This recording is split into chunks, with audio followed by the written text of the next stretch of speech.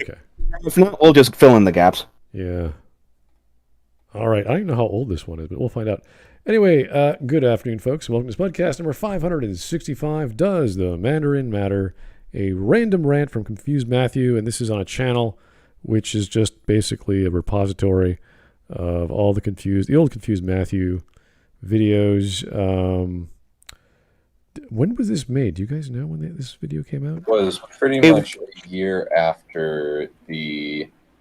it was it was roughly a year after Iron Man 3 came out. Oh, that's like Since he came out with a review of Iron Man right before it came out. No, the review was right after the movie came out. It was right after the movie came out. The review was right after, and then this video we're gonna watch here was like I think like a year or so after. okay. Maybe. So plenty of time for Matthew to collect his thoughts and for reviewers to chime in and say what they wanted to say about the video or the movie rather. Yeah, and we're watching it like 8-9 years later. So yay. Yeah, if you guys haven't watched Iron Man or the Iron Man series or Iron Man 3, I'm sure Matthew will give us some insight into why it is the way it is, why he doesn't like it, or why he loves it, etc., etc. So I actually am intimately familiar with how Matthew views the MCU, even the early MCU. Funny you mentioned that because the way I see it now, the way he used to view the early MCU, he inadvertently ended up predicting the current MCU. Which is really weird. It is weird, yeah. It's like everything coming off of a conveyor belt just waiting for the money to roll in. Yeah, that's how they're doing it right now. And he ended up predicting that shit in the early MCU, like in the early 2010s. I'm just like, wow. His take was like 5 or 7 years too early. But it was spot on.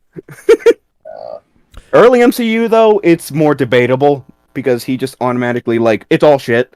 Not really. There's nuance in the early MCU, absolutely. His perspective on it is that he's very much an Edgar Wright stan. He hated what happened with Edgar Wright. And I mean, my take on that is like both sides are wrong. Edgar Wright for being a bit too stubborn with how he wanted to do the movie, and Marvel for dumping him off the train like a fucking diaper. Both sides were wrong in that case. It's like, honestly, it would have been cool to see Edgar Wright's Ant-Man, because Ant-Man was one of those movies that was planned for very early on in the MCU alongside Iron Man. It was planned all the way back then. Well, this is the guy who works with Simon Pegg, right? Yeah, a lot. He's the Cornetto trilogy guy. Right. Baby Driver. Wait, who? Yeah, Edgar Wright. Yeah. Yeah. Confused Matthew is interesting because he did a whole rant about just how much he hates Marvel as a company. Matthew's Marvel Madness, yes. Or Marvel sucks ass. Yeah. Before we move on, it's like Eric wants to be on. Should I pull him on? Yeah, if he wants to pop in, that's great. If he's got some commentary, that's great. No problem. All right. Bring him in. Yeah, there you go. But yeah, it's like Ant-Man was planned for the very early MCU. The problem was the technical limitations. They couldn't do it. Really? I find that hard to believe, but okay. I'm sure there's lots happening. I watched Ant-Man and the Wasp, so I don't recall. It pretty much just takes off right from the end of the first film. So yeah, I mean, if you look at the Ant-Man film we got now, but like back in what was it, late 2016, I believe. It's like, yeah, I don't think they would have been able to pull even something close to that off back in 2008. It's like the technology was not at that point yet. Right. And even the film we got, it's like the Ant-Man we got, it's like it's still pretty good. Could have been better, but it's still pretty good. It's like they were able to find a way to reconcile Hank Pym into the MCU without whilst also skirting around the whole thing of him being Yellow Jacket and him being a complete inconsiderate asshole. Right. But they still made Hank Pym work in the MCU. It's like the whole passing the torch thing to Scott while introducing them both in the same movie to the MCU, and it was a pretty good way to reorganize the backstory for the Ant-Man mantle. I liked it. It was well made for at least within the circumstances that they were trying to like reconcile the Hank Pym into the MCU in the first place. Right. Okay. There was a lot of baggage there with that character. Right, and he was throughout. Well, the characters throughout a bunch of other films as well. So I do remember him popping in. Was it Endgame for sure? Was it Civil War? Was he in Civil War? I think there was a mention of Hank Pym, but he wasn't in it. Oh, okay. In Ant-Man and the Wasp, they acknowledged like the after effects of Civil War on Scott and Hank after those events in the airport fight. Right. Like after Scott got arrested, they were able to track Hank through him, and it's like that. And then Ant-Man and the Wasp happens, you know. And I know for a fact he wasn't in Endgame. I think they mentioned him once there, like in relation to like the quantum realm shit. I think. Well, but he doesn't show up in person. Was it Michael Douglas who plays him? I can't remember the Yes. name. Yeah. Okay. Yeah. He did it pretty damn well. Right. Different take though than we thought, but you know, still good. Yeah, I've very rarely seen anybody who likes Hank Pym as a character. At least when he was Yellow Jacket, because that's where the issue comes from. Yeah, when he became a wife beater. It went. I mean, at least Hank Pym's Ant-Man, that was still a pretty memorable character. It's when he became Yellow Jacket that shit just hit the wall with him. Okay. Well, it's 18-minute video. I'm sure we'll go through a few minutes where we say nothing and just listen to whatever Matthew's explaining. That's usually how these go. But lots of time to talk, so no problem. Mm-hmm. So funnily enough, this is the only Iron Man 3 and Iron Man 1 are the only MCU films he really likes and thinks are decent. Winter Soldier is another one. So Iron Man and Iron Man 3 and Winter Soldier, he also liked Thor: The Dark World. I mean, well, it's not all home runs, honestly. I mean, okay, it's like I mean, if you like, in my case, if you like an MCU that's just way down there, that I don't like, but then it's the opposite as well. It's like I won't judge either way, because if me and the other person both acknowledge, hey, that film is shit, that one's not, and then just the whole debacle there, just like to clear everything up, okay, that's fine. But we acknowledge what these films are and how they ended up, you know, coming out, you know. Alrighty. Anyway, let's get going. I think we're all on the watch together. Eric, you there, buddy? I'm here. Yeah, Oh. thanks for Yeah, reminding we me. are. Okay. Yeah, I thought I All woke right. up late. I thought, okay, this Smudcast is not happening. Well, it would be And nice then- if people told me if they want to show up, but you know, it happens. Anyway. It was going to be either this or Red. Oh yeah, let's not do that. Okay. Anyway, let us continue. You want something? Take it. Although the guns are all fake, because those wankers wouldn't trust me with the real ones. What? Hey, do you fancy either of the birds?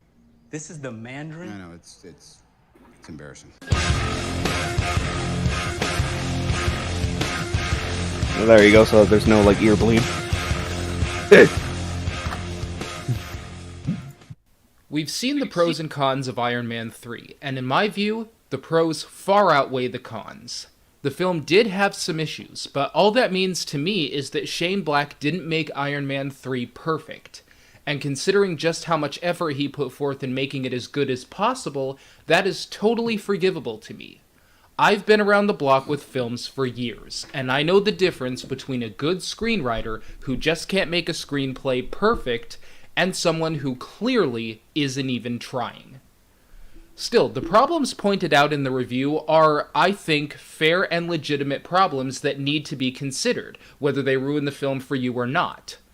However, after this film was released, many viewers out there, including a real-life friend of mine, started talking about another supposed problem. The problem with the Mandarin. Now, like most people in the world, I had no idea who the Mandarin was when entering Iron Man 3. I thought they made him up for the movie. But apparently, he was Tony's main villain in the comics, sort of the Joker to his Batman. Obviously, they went a completely different way in the film, and this had many fans of the comics disappointed and at times outraged by them not using the comic book Mandarin and instead making him an idea rather than an actual character in itself. Right, so the concept was not that they didn't have the budget or that they didn't have the resources to do a proper scene. They just made a creative choice and said, okay, we're just going to focus on Tony as a character, not Tony as a superhero facing off against the villain. Which I think was a pretty good choice at this point, especially since this film is literally the first one right after the Avengers, which was a pretty big milestone for the MCU at that point. Sure. Yeah, and his character was pretty much on every Iron Man, except maybe two. As what does it mean to be Iron Man? What does it mean to be himself? His past, his dad, his family, and what happened with that. So.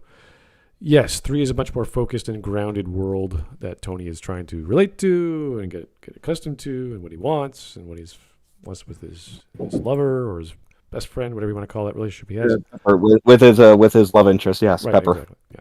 Pepper.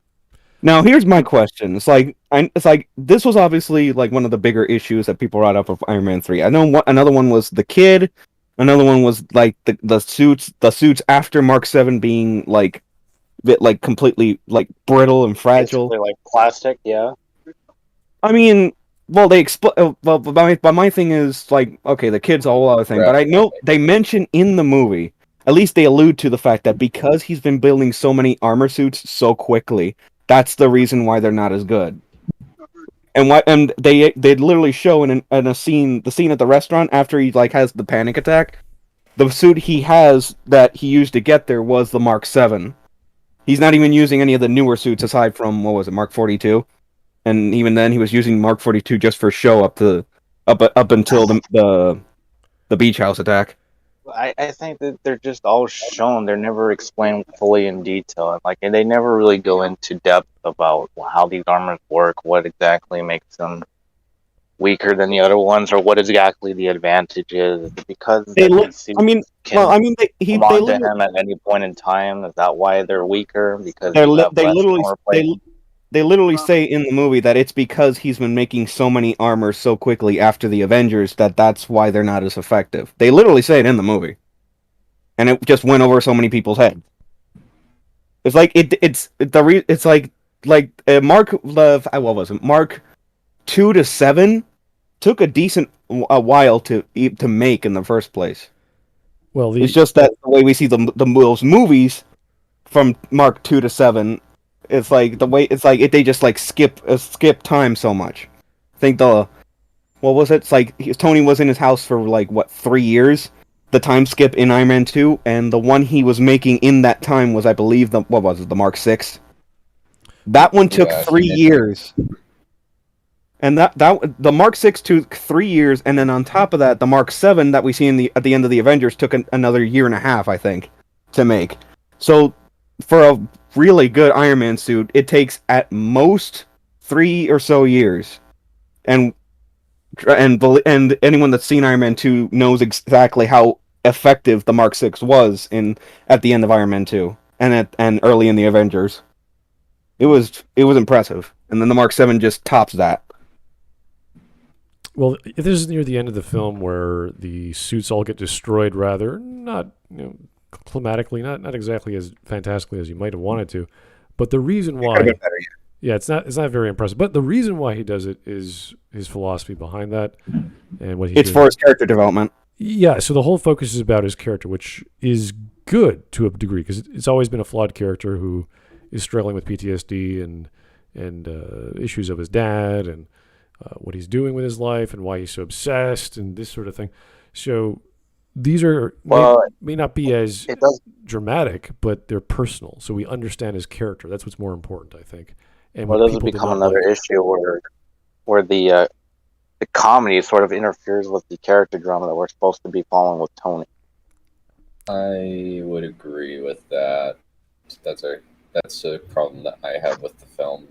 Right. Especially how fast he overcomes his PTSD after some pretty realistic panic attacks through the movie.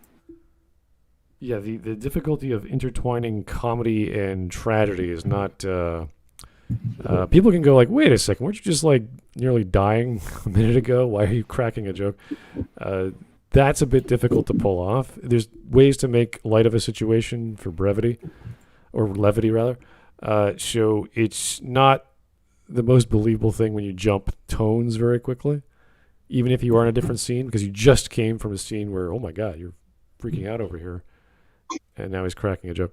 So yeah, it's tough. It's a tough sell. So you have to make it as believable as possible in a tragic scenario, and then ease it up. Ease up if you want to go back to comedy for whatever reason. Tonal shifts are hard. So, but you do understand what's going on, which is a little more, a little better than other stories. Like, why is he so sad? Why is this happening? Like, we know exactly why. So, that's good.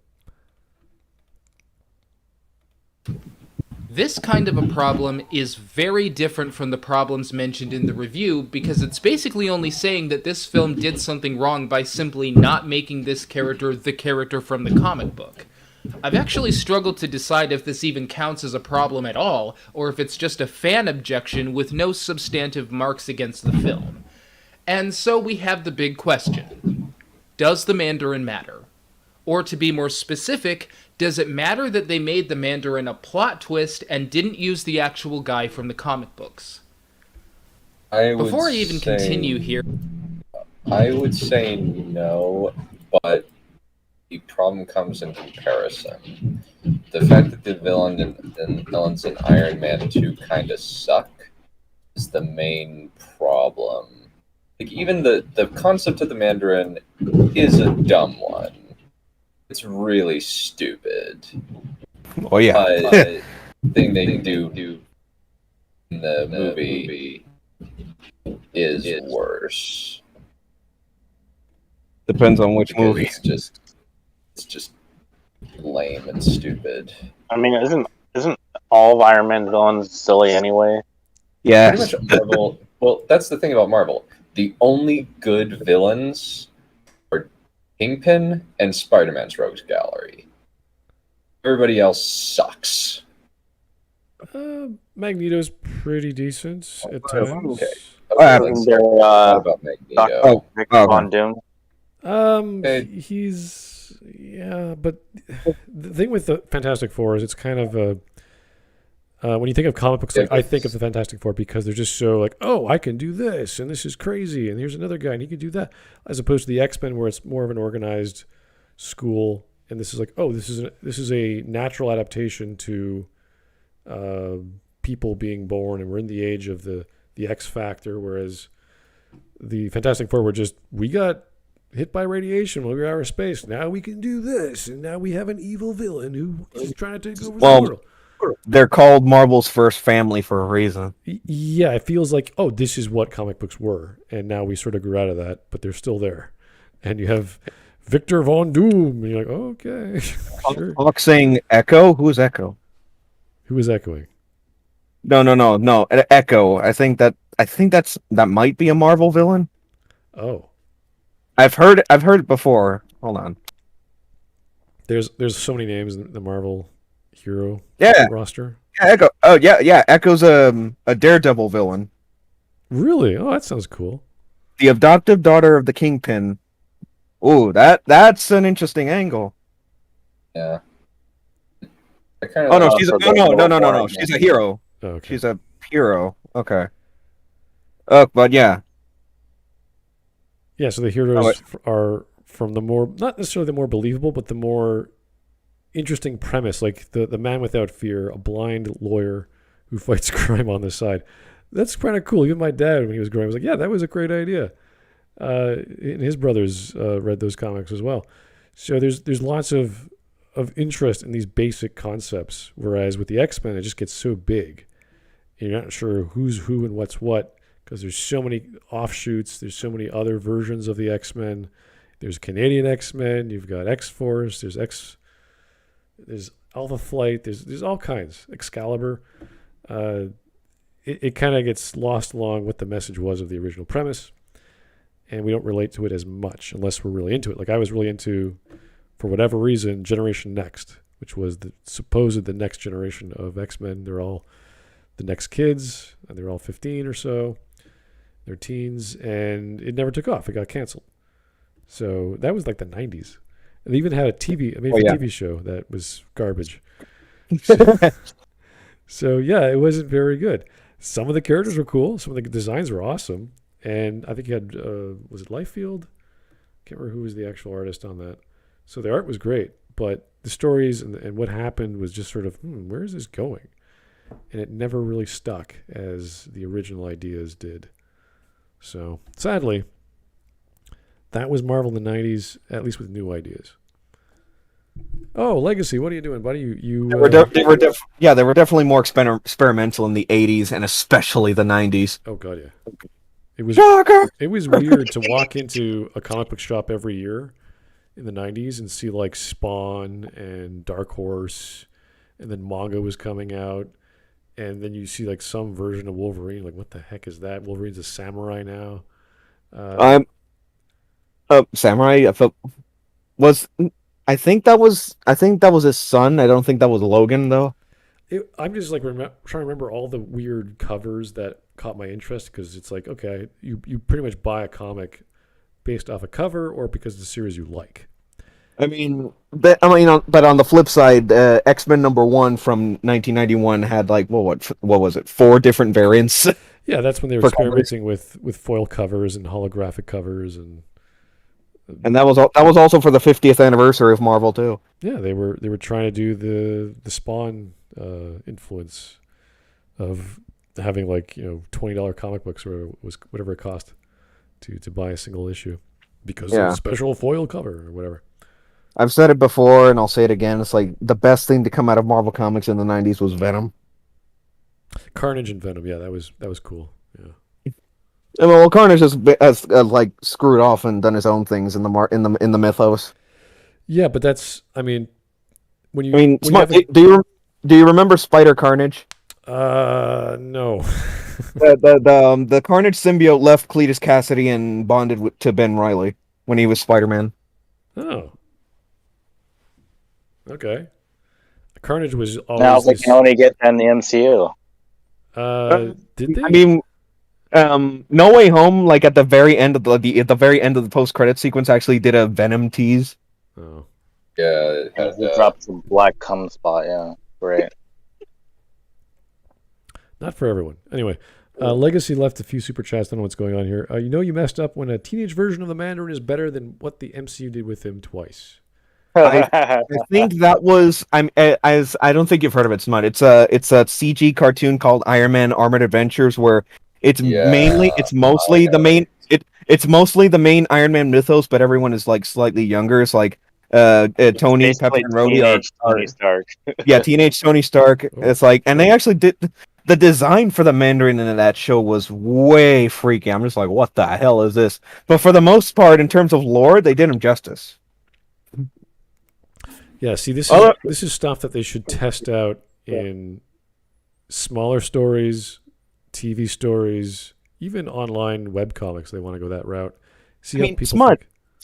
That's been the strategy for the MCU for a while. They've introduced shit in the comics years in advance, and then later down the line, they decide to use it in the MCU because, like, a little while before it's already in the comics, so it's like it has enough time. Hey, let's do the movie now. Oh yeah, but you compare it to like DCAU with Batman. It's like, wow, these are all great. Like, everyone is great, and some of it's like a little weird because they introduce Damian and they introduce a really tight script with how he's the son and how this happened. You're like, it's a little strange, but it works. It's like, okay, I could buy it. Well, there's the original DCAU, and then there's the DCAU that's based on the New 52, which is the animated movies.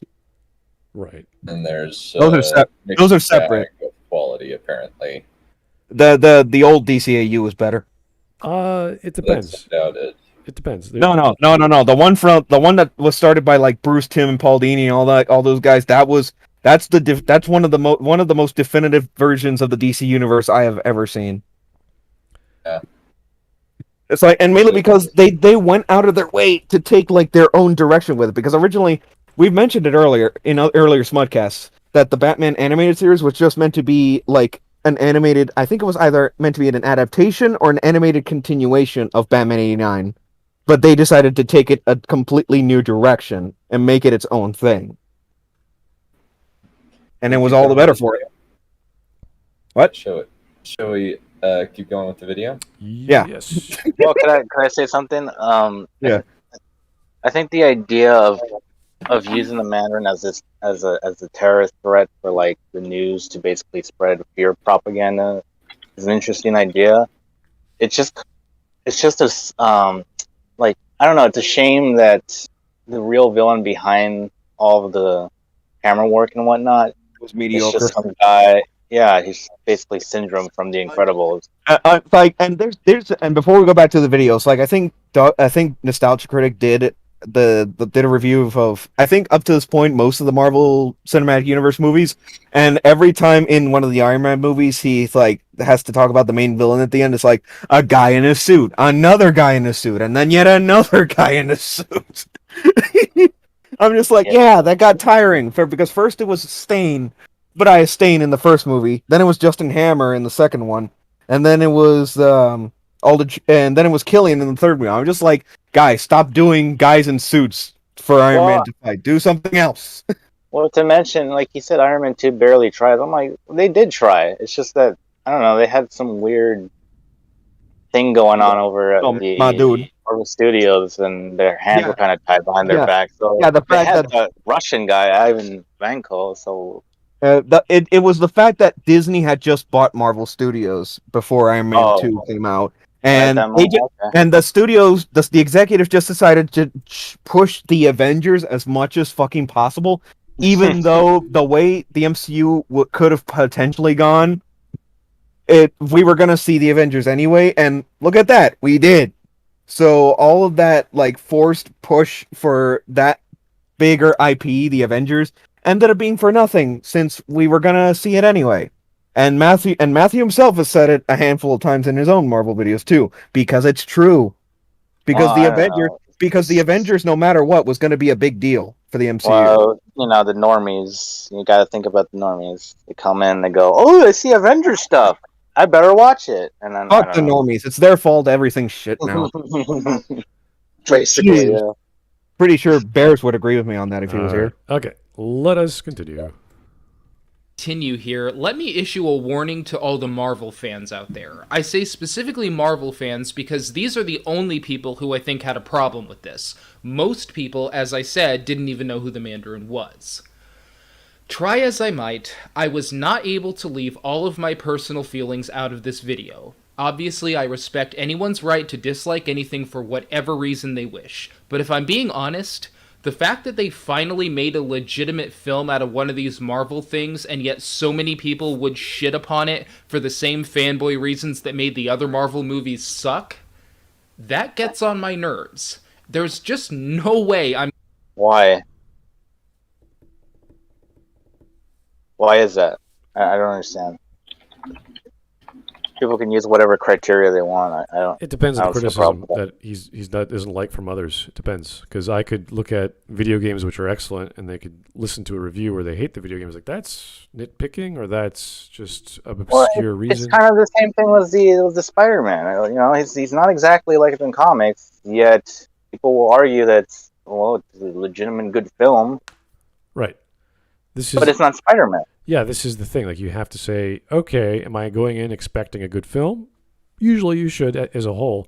But if you're going expecting a good Spider-Man film, what does that mean? What does that work come out to? Because we've had so many flavors of Spider-Man over the years, we're not sure what it's going to focus on. So it's going to focus on his relationships, his trauma, his desire for revenge, maybe. Maybe there's a new conflict that just you weren't expecting. Is that any good? Is just saving his girlfriends over and over again? Like, what's the thing that makes Peter Parker interesting? And that's difficult to say, especially the Sam Raimi films, because those were pretty consistent in terms of what Peter Parker was as a character. So that seemed to be okay. It's the newer ones were a little lost. Well, look, I mean, one could argue that the Sam Raimi films had the unfair advantage of Sam Raimi actually being a lifelong fan. And knew what the hell he was doing. They're more focused, yeah, I'd say. They're more simple and easier to follow. the first two Sam Raimi movies knew exactly what they were taking from the comics and then repurposing for those movies. Yeah. They were able to find a way to like actually properly modernize certain elements and the villains and all that, and they made it work. Yeah, Isn't that what all people are asking for though? It's just simple, like simply take stuff from the comic books and then adapt it into a movie. It depends. And it's just like it gets to the issue of like, well, they're not even trying to adapt things from the comic books. Right. With Spider-Man, he's more of a fun-loving character who does have some dark moments, but you can work with that a lot. And people are like, well, it's not quite what I was expecting, therefore it's not really exciting as much, or it's not as dramatic as I want it to be. Whereas you have like a mysterious character like Batman, who you have multiple iterations of him throughout time, so there's multiple ways to take him, and then you see that in the DCAU, where, oh, now he's a dad. Oh, now he's playing with the Ninja Turtles. Now he's playing with the Batwoman mystery person. Oh. Like, there's all these stories that you can accept and go, okay, I could believe that. That's happening. Yeah, and with Batman in particular, it's like a lot of the good versions of Batman out there, DCAU, Arkham, and some others. It's the fact that for the most part, they only take like bits and pieces of the original lore, and then just take that and then recontextualize it in a different direction. Yeah, and it's fun. It's actually fun to watch. Like, even if you watch, what was the latest one? It was like last year or so. Yeah, the Batman. The Batman. Well, that's the live action. I meant. Which one? Was it Long Halloween? Oh, the animated one. Yeah. I think that was the last one. That one was like, oh wow, that was pretty good. If you actually read the original comic, so it wasn't perfect, but it was like did a pretty decent job. Oh, well, wow. This well, I'll link it later, but it's like an article just came out this afternoon, like a couple hours ago, of how Paul Dini pitched a Sandman appearance on Batman the Animated Series, as in Neil Gaiman's Sandman. Right. Jeez, I'll link it later. For now, let's go back to the video. Okay. I'm going to be able to leave the nerve getting out of this video entirely, and I realize that I'm probably going to offend a few people at times in this video. But nevertheless, I have tried my best to be fair with the issue itself. Sure. So, who was the Mandarin in the comic books? Well, first, let me thank the screenwriters of Iron Man 3 personally for making it so that I'm researching this for the sake of this video, and not because they just plunked one of these stupid comic book characters in the film with no explanation of who they are, because, hey, everyone reads the comic books, right? That's not a good argument. No, we don't. This is come on. This is a terrible argument, Matthew. Exactly. Give us an example where they just plunk a character down with no backstory or setup or development that we need to have in order to appreciate the character. Hey, I watched Iron Man 2 and I was like, what is S.H.I.E.L.D.? I looked it up. It's the same thing. Like, do we need to know the backstory of Nick Fury? Well, we got it in one of the MCU films for no reason. Yeah. In Winter Soldier, which is one of his favorites. Well, you don't have the backstory, but what is his main motivation? To get Tony off his drunken pants. You could bring Tony on for the Avengers. Exactly. I mean, there's not much to break down with Nick Fury showing up. And even then, this argument falls apart for Iron Man 2, because what was the post-credit scene for Iron Man 1 again?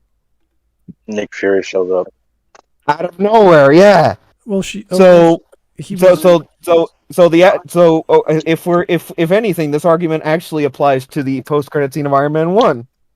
Well, even Captain America, Nick Fury just shows up.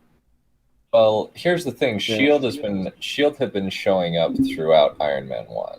Yeah, from the very beginning. Yeah, Coulson. Right.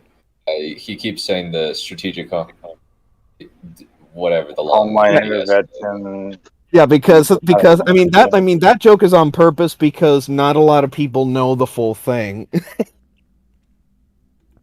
Well, he does pop up in Captain Marvel as well. Saying, thank you, screenwriters. But I looked it up. We do not speak of that film. Okay. And I mean it with that one. That one's garbage. Which Captain Marvel? Are you talking about the TV show or the movie? The TV show's Miss Marvel. Doesn't matter. They're both garbage anyway.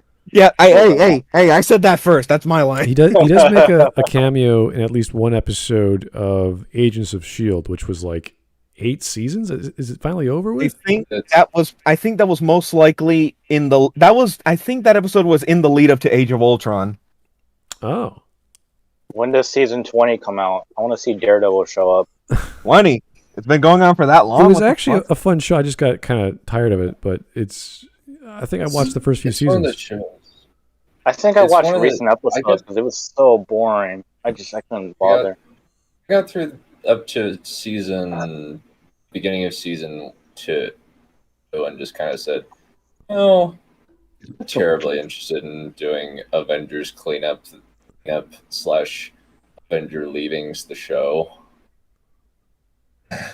Yeah, I think I really like that season where they finally revealed it was Hydra, and so now they have to double down and do all this extra work to explain why. Yeah, they S.H.I.E.L.D. is now created by Hydra.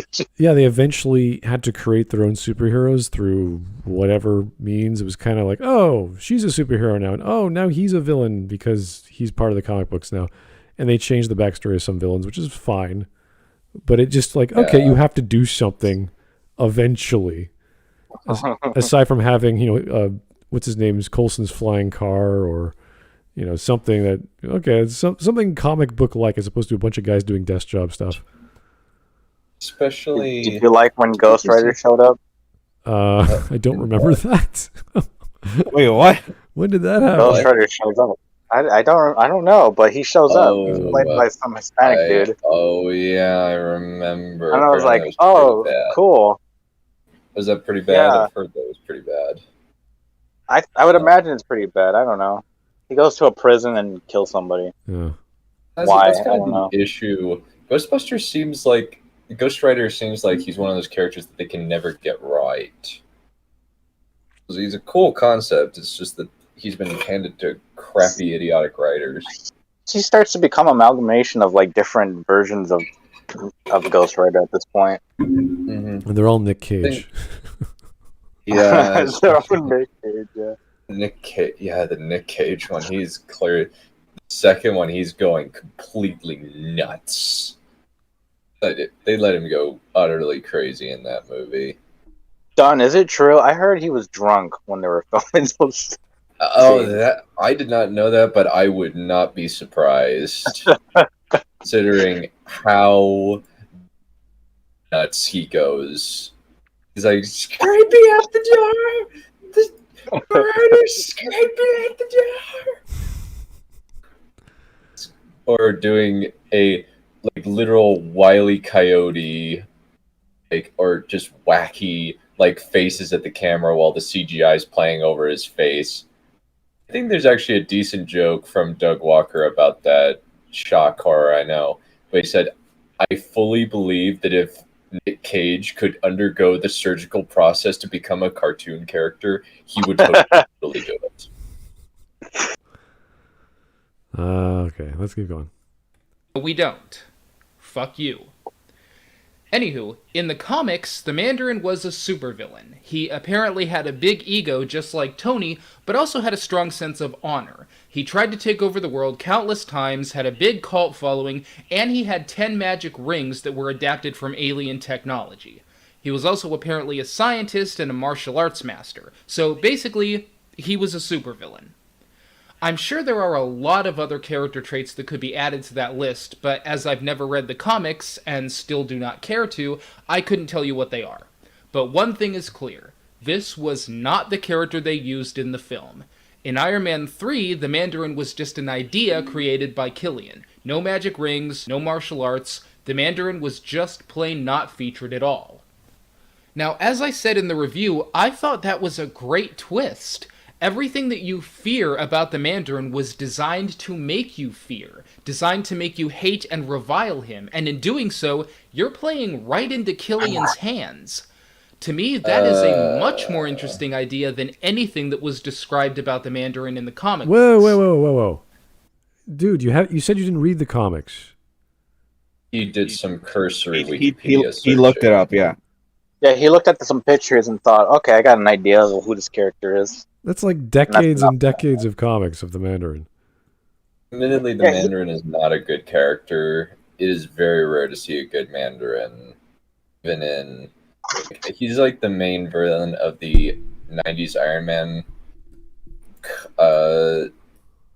cartoon show. Yeah, of that Iron Man gets charged by... where at one point Iron Man gets his arc reactor charged up by classical music. If I remember correctly, if I remember correctly, the Mandarin was just the main villain of the Iron Man comics in general during that era. If I remember correctly. Yeah. Oh my god, that's funny. It's a literal thing that happened. There's even a line that says, "Don't thank me, thank Schubert." They should have done that scene in the Iron Man 3. That would have improved the film much more. Well, the whole thing with the entire army's worth of armors. Pretty sure that's supposed to be a reference to the '90s cartoon specifically. I think. Well, believe it or not, he does come back, or the real version of the Mandarin comes back in... What the hell was that movie that came out last year? Shang-Chi. Oh, you're talking about Shang-Chi. But guess what? Right. But guess what? That Mandarin is even worse. Well, he's not called the Mandarin, right? Because we can't No, be that is the racial... No, it is the Mandarin. It is the Mandarin in Shang-Chi. No, but they can't call him the Mandarin. That's offensive. Okay, you got to think about the Asian people. I think it's screw off. They call him something else, don't they? Just I think call no. him, I think that's a nickname. They just No, give him a name, and then that's it. I think they do call him the Mandarin. They make a joke. They say, "They called me the Mandarin." Yeah. Named me after an orange. Are we living in the 90s again? Yeah. Yeah, but they do acknowledge that at one point in universe he was called the Mandarin, so which is the confirmation they had that he to is the because they're Mandarin. trying to connect the one shot where they got Ben Kingsley out of jail All hail or the something. king. All hail the king. Yeah. Right. That film, and that was explaining like, ooh, the Mandarin, he does not tolerate for this kind of obscenery or some shit. I mean, if it were like straight ripped from the comics Mandarin, he's not wrong on that either. If they'd actually, if they'd actually like, if in Shang-Chi they'd actually done the Mandarin right, honestly, yeah, the Mandarin would have gone over there himself, then shot him with one of the rings. I remember I was so excited. I was like, oh, they're gonna do it right. They're gonna fix this problem. Yes. And Shang-Chi releases. And then 8 or 10 years later, it's like, oh. Yeah. And they don't even do like the actual 10 finger rings. No, they're just that 10 arm-sized rings, 5 in each arm. I'm just like, what? Oh, it's like Shadow the Hedgehog now, right? Well, it's not man. Not like that, no, but it's a little different. And it's like the 10 rings, the whole thing with the 10 rings, I think if I remember correctly, and Dunn, you can correct me on this, like each ring in the comics was a different power, was a different like thing, but in Shang-Chi they all do the same fucking things essentially. It's Mandarin time. Oh fuck you. There's no way you could make a live action film with 10 different stories about each of the rings and have it relevant. Not that. No. And I don't think even the comics did that. He just had. If they wanted to, they could have made those Disney Plus shows about those rings, but whatever. No, I don't think so. No, I don't think. But whatever. No, but even in the comics, ideas, okay. Even in the comics, the Mandarin had all 10 rings pretty early on, and they just over the course of the mythos, they just explain what the 10 rings do individually, and that's it. They just in the comics they just kept it that simple. Yeah, I think in the Iron Man show they did a bunch of different things and it's not a bad show. It's just simplistic.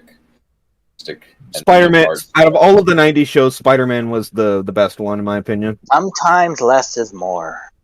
Even the Iron Man Armored Adventures. Well, that was later, but that was later. That's what I'm talking about. That I would say is the best Mandarin I've seen, but only because it's the only decent.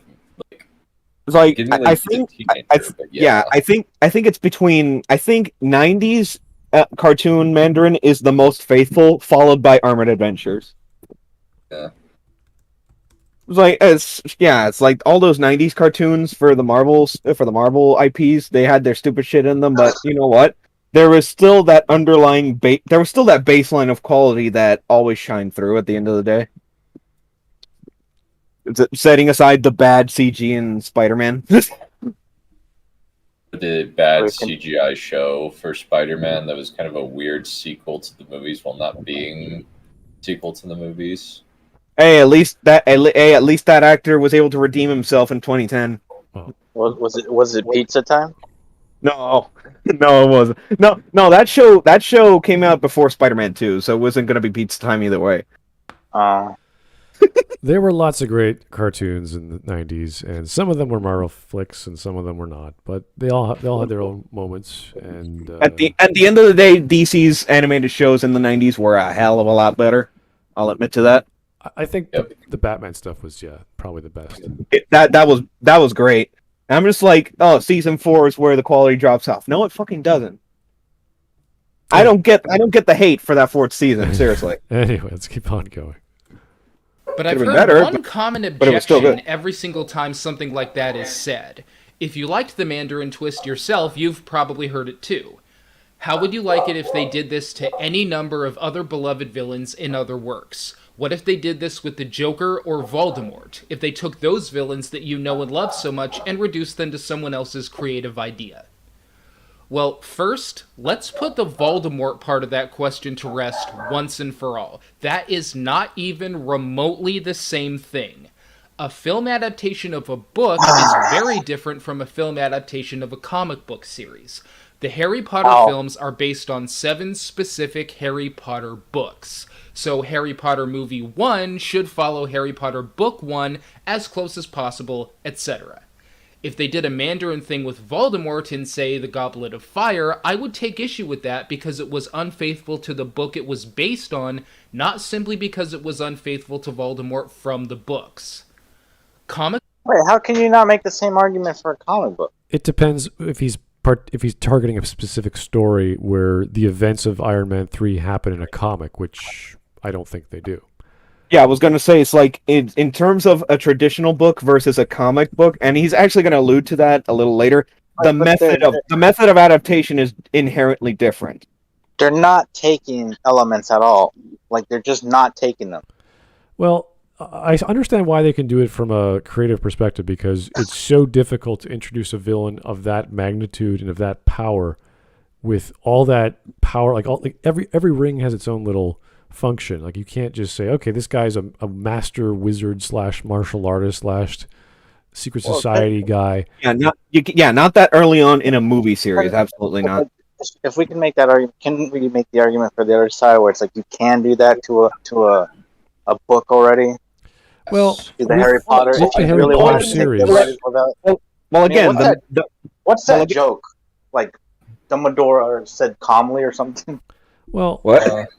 Because you're basing it directly off the plot of like a huge series like Harry Potter, you have enough room to do whatever you want with this master evil wizard who has all these spells, and the nature of magic in those stories are kind of unknown. Like everyone knows all kinds of spells, and there's alchemic spells, there's elemental spells, there's all kinds of stuff. So it's like, all right, this guy, super powerful, mysterious, he knows stuff. Fair enough. Yeah. The Mandarin. I would say that you can make an unfaithful adaptation and make it good. Legend of the Seeker is a good example of this. Yeah, and again, Matthew's going to say something close to this later. It's like, because they're different kinds of books, the fundamental method of adaptation is different because of how with comic books there is already so much history measurable in the decades, whereas for traditional books it is just, for the most part, it's just the one story. Like the example he said, it's like, and he didn't say that Harry Potter movie 1 has to follow book 1 exactly. He said it should as close as possible, which is pretty much what it does. The expectation is different whether it's a traditional book or comic book, because of the history behind the comics. And the manner. And he's going to say it here. He's going to say here it anyway. So yeah, and the manner upon which they were made, as opposed to having one writer who's a production company says, we're going to make your books into movies. It's like, okay, well, don't screw it up because they're already laid out for you. You just go word for word, take out the stuff you can't do, fix it up if you can, but it's kind of done for you. Whereas Iron Man 3 is an original script. It's the fact that comic books are more malleable than traditional books. Oh yeah, in a way. There's lots to pull from, and if they say this is too difficult, but we still need the character to represent something else, it's all one big facade. Yeah, you could pull that off. It depends how it's done, though. That's the only issue. And the end result of the Mandarin in a film like 9 years later or whatever it is, it's like that's not even close to the comic. What are you talking about? But it was used in a way where it served the story.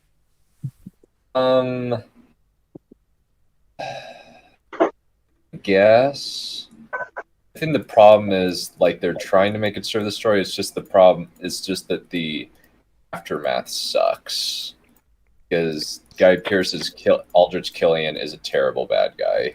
Oh yeah, like the ending is like he just gets killed off. It's like, hey, bye, done. Because it all plays into Tony Stark missed the meet, or he didn't meet him on the roof, right? That was the issue. And so he develops this whole conniving plan to use this terrorist idea. Yeah, AIM. That's kind of weird because I thought Iron Man 1 and 2, they already were setting up the 10 rings, and now it's sort of, I guess, retcon. Not a retcon, because AIM is also from the comics. It's the fact that they introduced it like on the spot right there. That's the issue. There was no foreshadowing for AIM. There was foreshadowing with the 10 rings.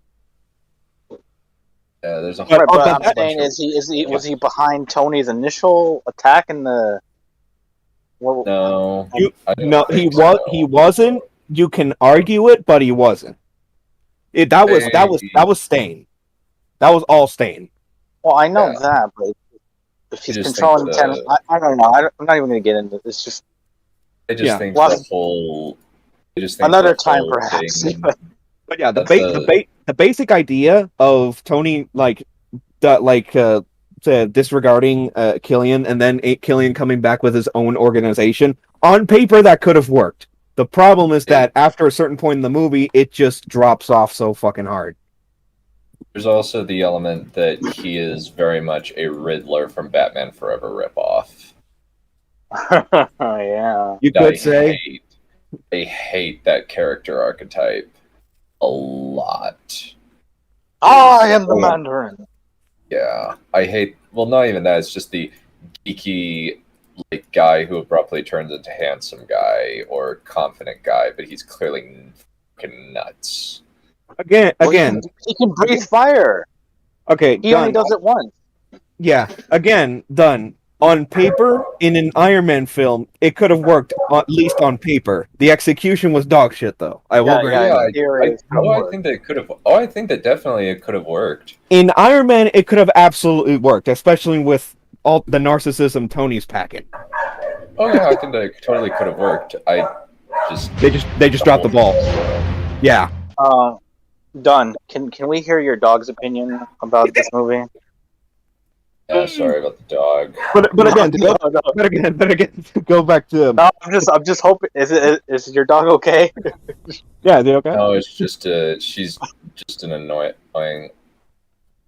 She's just annoying. Okay, but to go back to the video, the difference between traditional book and comic book, like the method of adaptation is going to change because there's more baggage with comics. And Mazzy's going to say it here anyway. That's part of his argument in terms of the adaptation aspect of the Mandarin in Iron Man 3. But it's done better because he didn't read the comics. I mean, that's a whole different thing. Let's see if let's see if he touches on that. I haven't seen this video in a while. Right. So let's just keep going. Book adaptations are very different from book adaptations.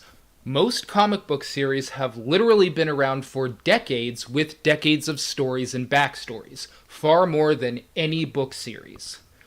For the most part, it would be impossible for a screenwriter to make 1 or even 6 movies out of a series like this, and for most of them, that's not even their intention anyway. The films are a different entity altogether, and I think that's the way a comic book film should be. The only comic books that I think should be followed as closely as possible in a film are the standalone graphic novels, like, for example, Watchmen. Here, we're talking about one movie based on one graphic novel, And if they did a Mandarin type of thing with Watchmen, I would have had a problem with that, but for the same reason I would have had a problem with the Voldemort example. With regard to a comic book series, these aren't what the movies are exactly based on, nor should they be. In this case, the comic book series are just a source material, but the movies aren't a literal film translation of them the way that Lord of the Rings or Harry Potter are a literal film translation of those books. For example, The Dark Knight was heavily inspired by The Killing Joke, but it's not a Killing Joke movie. It's its own film that has that comic as its inspiration. So, back to the original question I was asked. What if they did this with the Joker? What if it turned out that Maroney had hired an actor to play the Joker, and it turns out that he was the main antagonist all along, and the Joker was just a drunken loser? Would I have been okay with that? And my answer is the same. If it worked in the story, I might. Or I might not. It depends on what they did with it. But it's funny that the Joker of all villains would be used in this example, because as I think of what The Dark Knight was about, I think that twist would have worked remarkably well in that film. Batman in the Dark Knight series was all about using a symbol to bring down organized crime. Now, think about if Maroney had tailor-made the Joker to be what he was. This would have been organized crime beating Batman at his own game, turning the tables on him using the same tricks he was using. The Joker would have been even more of a literal symbol for chaos than he was in the actual film. I think that would have been a great twist. Okay, so his argument is that the Joker's so amazing, if he was like conning everyone else to have this substitute Joker work for him, and to, I don't know, just act the part. Actually, it's not even that. It's that one of the gangsters named Salvatore Maroni basically hired an actor to play the Joker. Oh. Yeah. Not even that the Joker had a replacement Joker. It's that the mobster hired a guy to be the Joker. Yeah, because they're using the same Batman tactics that he uses as a symbol. The same tactics of intimidation, yeah. Yeah, so the scene where the Joker pretty much just walks into a room full of gangsters, isn't scared of them, would be like, oh, that's not that great. This is someone else. It's built on... Look, I understand that when people were initially upset, they were pointing to like bad examples of like, oh, what if they did this for this character? What if... The thing is, they would never do that because they don't have the same leeway, I guess, with the Mandarin that they had, where they can go in and change something and say that, oh, it's a terrorist threat. And so the leeway that they had with the Mandarin is the fact that not a lot of people like knew about him. He wasn't like as like mainstream as the Joker, for example. Nobody really cares about the Mandarin aside from the really hardcore Marvel fans. Yeah, but and even hardcore Marvel fans were looking at that movie and going, yeah, I thought it worked for whatever reason. Yeah. It just comes down to, I think, the execution of it all. I think the part of it is Shane Black is trying to make the movie overly funny. It's the same problem in The Predator. He did The Predator? Yes, this is the same guy that did The Predator. The guy who would do, was it Lethal Weapon, The Predator, would do Iron Man 3, and then The Nice Guys, which I saw recently. I didn't finish it, but it's very much a Shane Black. It's basically Shane Black's MO at this point. He just doesn't like doing serious drama stuff. So the main problem with Iron Man 3 is that the drama mixes very badly with his style of comedy. Especially when he's trying to do some serious dramatic stuff with Tony's PTSD. But it doesn't match well, and it has to be hand-waved away near the beginning of the third act. That's the thing about this movie. Like this, like all the ideas that are placed within it, it's like these are so interesting to explore in a serious tone. Like, because it's scary to think that you can use the media and just brainwash people into thinking one way or another, right? Well, but instead, it's a comedy film. Okay, when you do stuff like twists, with a kid in it. If you do comedy or have comedy within your film, those could be worked well because you have a character like the Joker. He's supposed to be funny. I'm not saying there shouldn't be any comedy. I'm just saying their overall tone is just the comedy. Right. Well, it depends on how many things you put into your story. So if you have, a crazy psychopath who's just laughing at the universe, it's okay. But then he's also a mastermind, and oh, by the way, it's not the real one, or it's someone hired him. Like there's this extra layer, like there's all these like how many twists do you need for the second Batman for the Nolan trilogy to be good? And everyone loves the second film as the most entertaining. The performance was amazing. It was unexpected from Heath Ledger. It was all great. Everyone loved it. So if you learn that, he was really hired by some mobster, would that make it better? Would that have the element of, well, I'm an agent of chaos. I don't chaos. Do you need It would that? recontextualize the film. No. would you need that, though? I'm thinking, no, you don't really need... I was working with this guy who was working with that guy. We had this deal. It's like, no, that's unnecessary for the level of drama that you already have of one guy trying to get under Batman's skin. You don't need this, it's a big collaborative effort between the mobsters to kill Batman in that context. You could do that, but would they really hire the Joker in this elaborate scheme of if this happens, then this? And if that doesn't happen, then like they have like plans within plans. That's something Batman would do, not his villains. Definitely not Italian mob bosses in Gotham City. It wouldn't make too much sense. Hiring a crazy person to try and mess with Batman. They might, but then the Joker would get the better of him because he's smarter than them. That's the point. No, not one of the mobs though. They would not be smart enough to pull that off. No. Maybe it was Talia. Who knows? Maybe they set up the last scene of the first film to include the Joker. It's like, okay, maybe they have something at the end of the second film to include Talia. Like, yeah, maybe that could work. Maybe, little nod, but not this 10-minute epilogue where what happened? We have clues and evidence that Joker was. I hated my father, but then you killed him. Yeah, because the whole point of the Joker from the second film was he's a nobody. We have no idea where he came from. We have no idea what he wants. And he's just an agent of chaos. That's all he is. That's all he ever was. You don't need other layers. Like we find out he's a ex-comedian or he has some crazy chemical spill that messed with his brain, which we have seen in the comics numerous ways. We don't need it. He's a mystery. Good enough. And it worked. So... yeah, you only put your cards down when you need to play them. And with the Joker, you already had enough on the table. You won the game. No need to add more stuff, which you could ruin your hand. He does admit that it wouldn't be automatically better if they had done it that way. Yeah. It's like, like Matthew himself said, it's like, I might have or might have not liked it. Depends on how they would have done it. If they had done it. Yeah, they'd have to change the script around, and that would take away from it. It's like, all right, you could play around the script. Yeah, he at least acknowledges. It's built around an idea that is very, very difficult to get right. Yeah, but my thing is, Matthew, it's like... You could do it right. It would be really difficult, and I don't think that Shane Black is capable of doing that. And when you see plots like that, I only see them in murder mysteries because they're already unbelievable. So it's like, okay, crazy-ass series of plots and suspects and people working behind the scenes. Then you have this genius, over-the-top detective. It's like, all right, fine. We're in that world. I could believe it. With this, it's like, okay, yes, the Joker is a mastermind. So is Batman.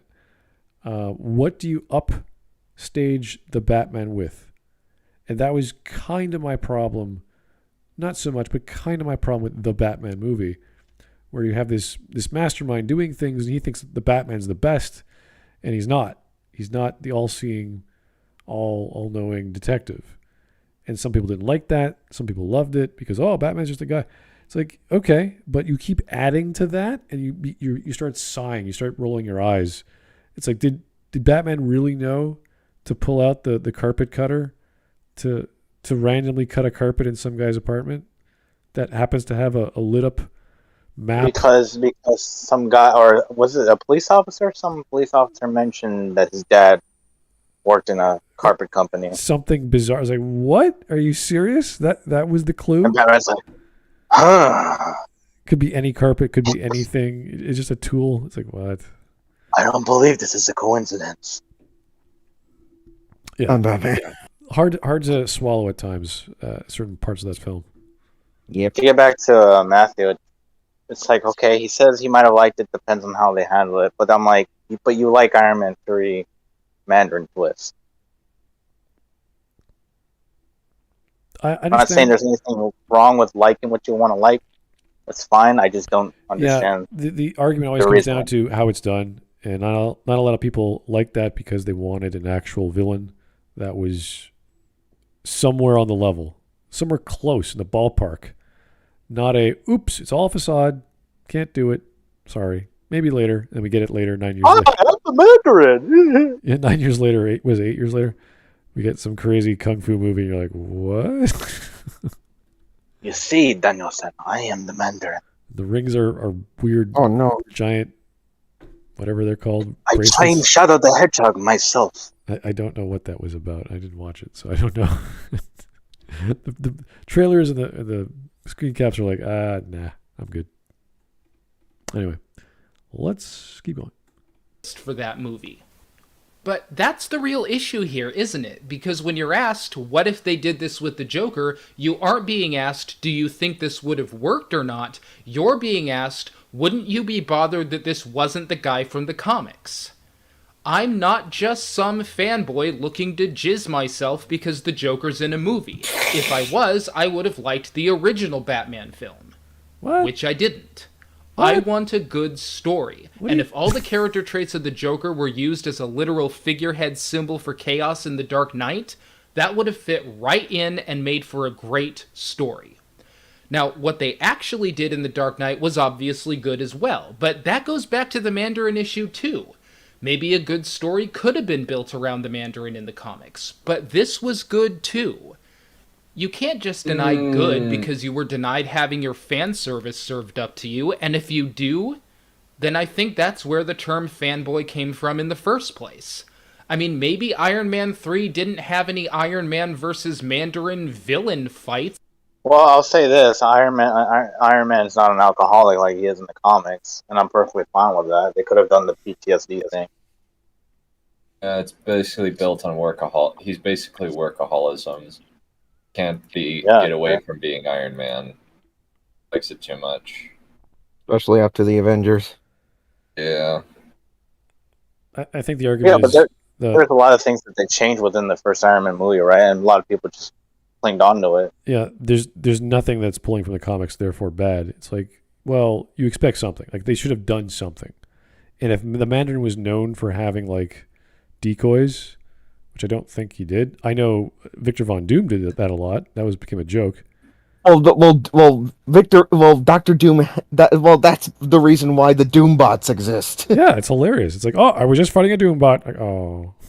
Well, even Nick Fury has that same issue too. I mean, in Doom's case, he makes the Doombots, I think, just a smidge. It's like one notch lower in power than him. Every single Doombot ever made is as close to powerful as Doom without being exactly as powerful. So the idea is not unheard of. It's just because this story was focused on Tony and not his villains. And then you introduce this villain and you're like, oh, it's fake. You're like, oh, it's a letdown. It is a letdown. However metric you use, whether it's from the comic or just from the film, it's like, oh, this is the great villain? A non-fight? Wow. Thanks. You come from this perspective of like, oh, there's a big terrorist plotting to take over the world or whatever. And then all that's unrevealed and it's like, oh, it's just some guy who just took a big shit and is hanging out with some prostitutes. I mean, in California, Malibu, wasn't it? In Malibu, yeah. Yeah, and you're like, oh, that's kind of lame. It's basically the idea of if you disappoint your audience with something they didn't expect, give something better. It's Ben Saracen always talks about if you're promising your audience one thing, you either need to deliver on what you promise or give them something better. Yeah, it's kind of like you were watching Yeah. an episode of not Law and Order, but some kind of SWAT scenario, but it's just Tony walking through the building, and they're all shooting at him. He's like, okay, well, this is kind of anticlimactic. Yeah. Well, what's a good example of that, by the way? Of just like they delivered something better after they've disappointed you with something that they were building up to. So I'm trying to think. You can go back Like- to the Joker example in the second Nolan film. No one was expecting that Heath Ledger would be a great actor, or at least do a good Batman or a good Joker, and that made the film. Like, he was the shining part of that film. So that was freaking unexpected. Terrifying. Yeah, it was great. It was Terrifying. But what I mean is that example that you just where they're building up to something. You're thinking they're going to deliver on this, right? And then it turns out it's all a facade. Okay, and well, we it's- could look okay, at what comes in next? Yeah, we could look at any, like, this is the kind of the joke with the hero's journey. Every hero's quest is anticlimactic. It's just, that's the general understanding, because it's like, oh, it's going to be built up, and you know it's never going to be as big as your expectations, because you're reading the book as you're going.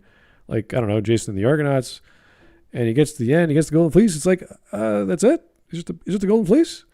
And then he has to go back home, and then he has a fight with his uncle, and all the killing happens there. So there's certain dramatic moments where you're building up. It's a mystery. You don't know what's going to happen.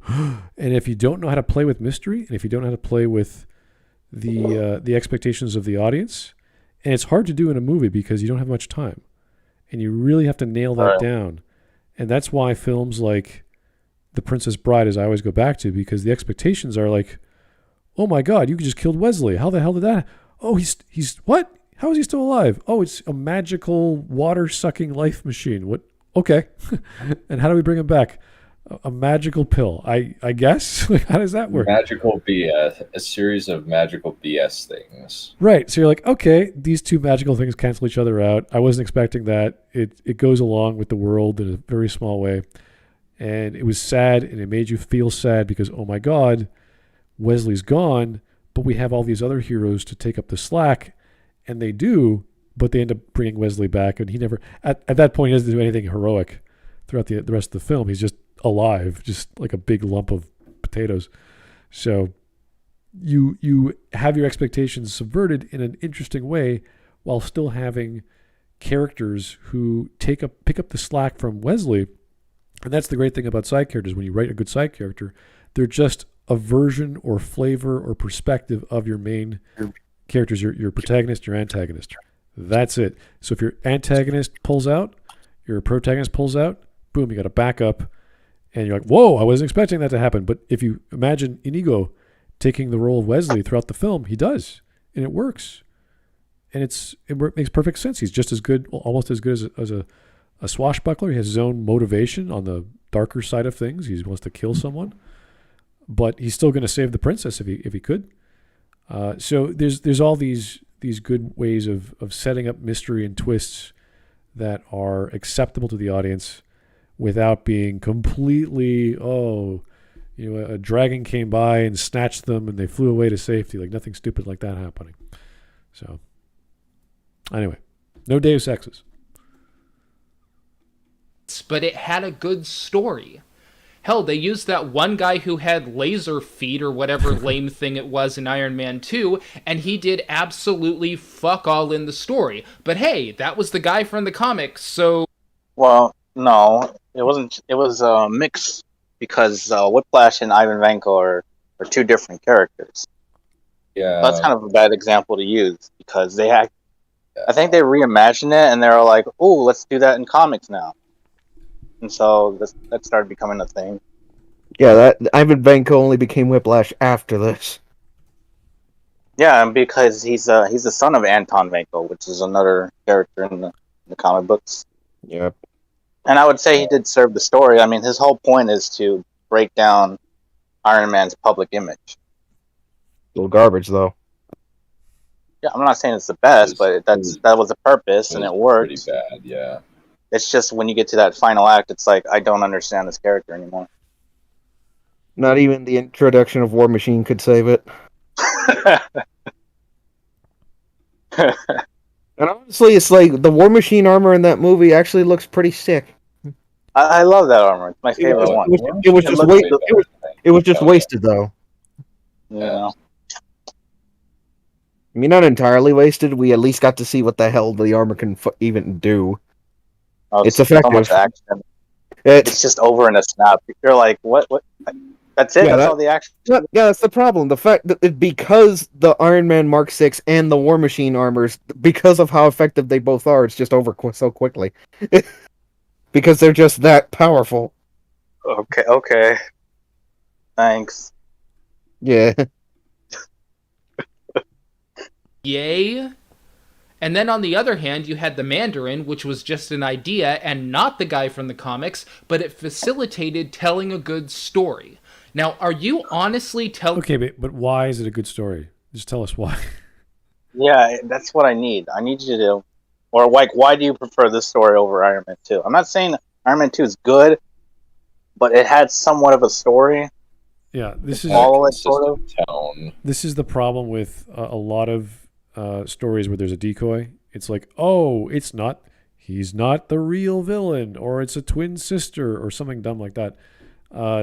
There has to be a good reason for that, and we do get some explanation, so it's not stupid. It's not like completely out of nowhere. But how does that make it a good story? Like, what facilitates a good decoy story? Especially if you're watching it multiple times. Like, I'm watching the movie again, and I'm just falling asleep because I know he's not the Mandarin, so why are we wasting time with this? Yeah, there has to be a good setup and a good payoff for what this means to Tony's plight, whatever he's trying to accomplish. And just to have a guy who's just, there are forces that are greater than you, Tony, and you can't see them, but That's another thing. Did he kill that guy, by the way? Like, if he's just an actor, that gun he was holding, that hostage he was using it against, like, Did he kill him? Or was that green? What is that? He said special effects. I don't understand what that means. So you mean in All Hail the King? No, in Iron Man 3. It's based in when he's it's during the filming of one of the Mandarin messages, I guess the best way of putting it. Mm-hmm. He shoots a guy who has been abducted by Killian. Did he actually shoot the guy?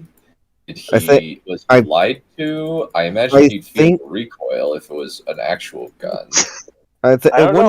It wouldn't be that loud of a bang if it was a blank, honestly.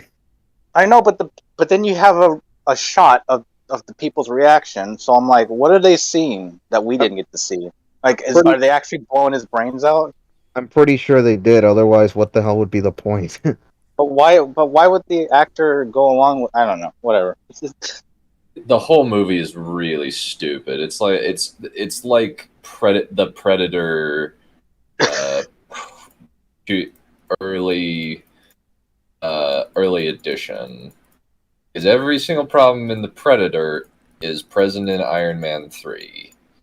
It's just worse in the Predator because it's mixed with facile and juvenile stupid humor.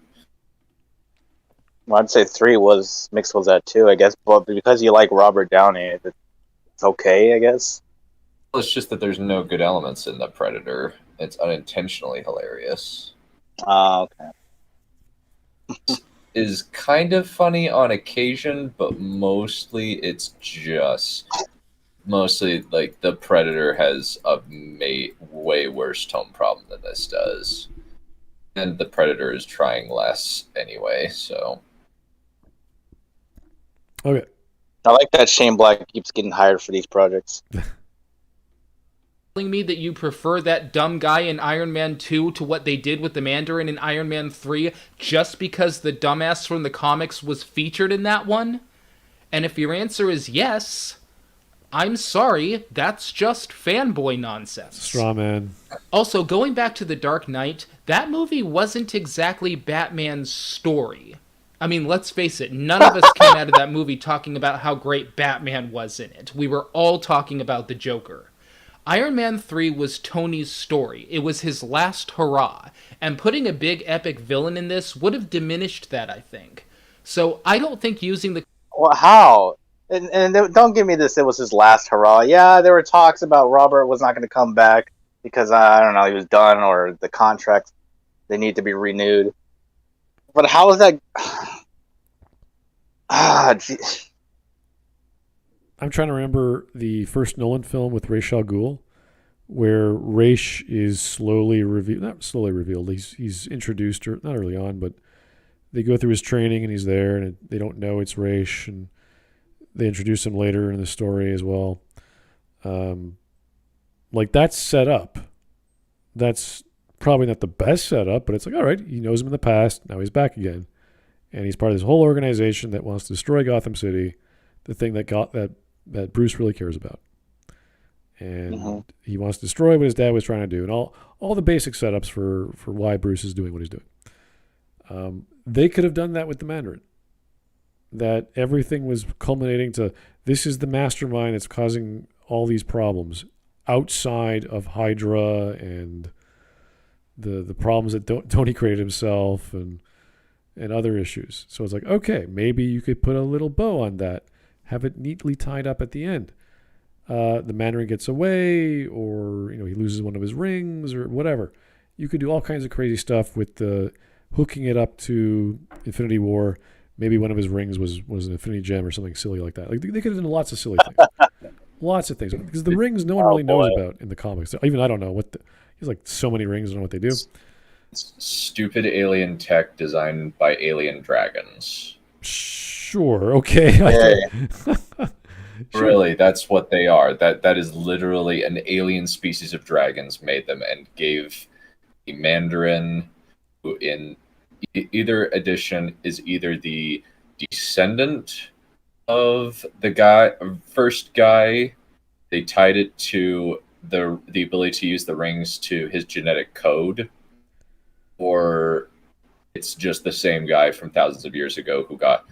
I think it's actually he's an ancient warlord who has been granted immortality by alien tech made by draconoid aliens. Cool. Okay.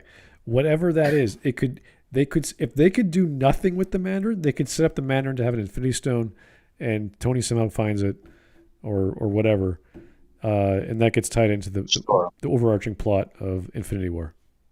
They could have done so. Here's my maybe the Soul Stone, which they forgot about until the last fucking second. God. Hey, we brought back Red Skull. Remember First Avenger? No, yeah. Well, if they neglected Adam Warlock from the whole story, he's a huge part of the Infinity War. Hey, Smud, he'll be in Guardians 3, okay? Oh, he did it justice finally. Is he? Yeah, no, he's confirmed. He's in there. Really? Okay, I have to watch that. He's played by Will Pollock, I think. Okay. We're still waiting for a trailer, but yeah. See, that was my gripe, because I remember reading the comic. I loved it, but if you don't that's a big comic. You can't just hey, I'll just adapt it to film. It's like, how do you do that? So he didn't. Yeah, no. That's the big problem with the Infinity War, because it wasn't adapted as a comic. It was thrown together with other stories in film format that say, oh, this stone came over here, and this stone came from that thing over there, and they're like, that's fine, but where's the lore of the Infinity Gauntlet? Where's the backstory of why it is what it is? Why do the stones behave the way they are? And there's personifications of the stones. Why does he have to half the population instead of doubling? I don't know. Or not the populate, but the resources. Yeah, that was okay. Or whatever. I didn't. Or half the population for the whatever. Okay. The explanation's bizarre, and they could do whatever they want with Thanos, but I think they had a choice of evils where I think the idea of him wanting to impress Senpai is stupid. The comics, but that's just me. That's what he wants to do. He's simping for death so hard that he's willing to kill. You know what? I don't care. It's simple. I can follow it. It's simple. Get it? Oh yeah, it's simple, and it's just dumb. It's dumb. I love Death. Death is the best. I love her, but she's in love with Deadpool, and I hate her. I mean, I hate him. Well, that came way later, but yeah.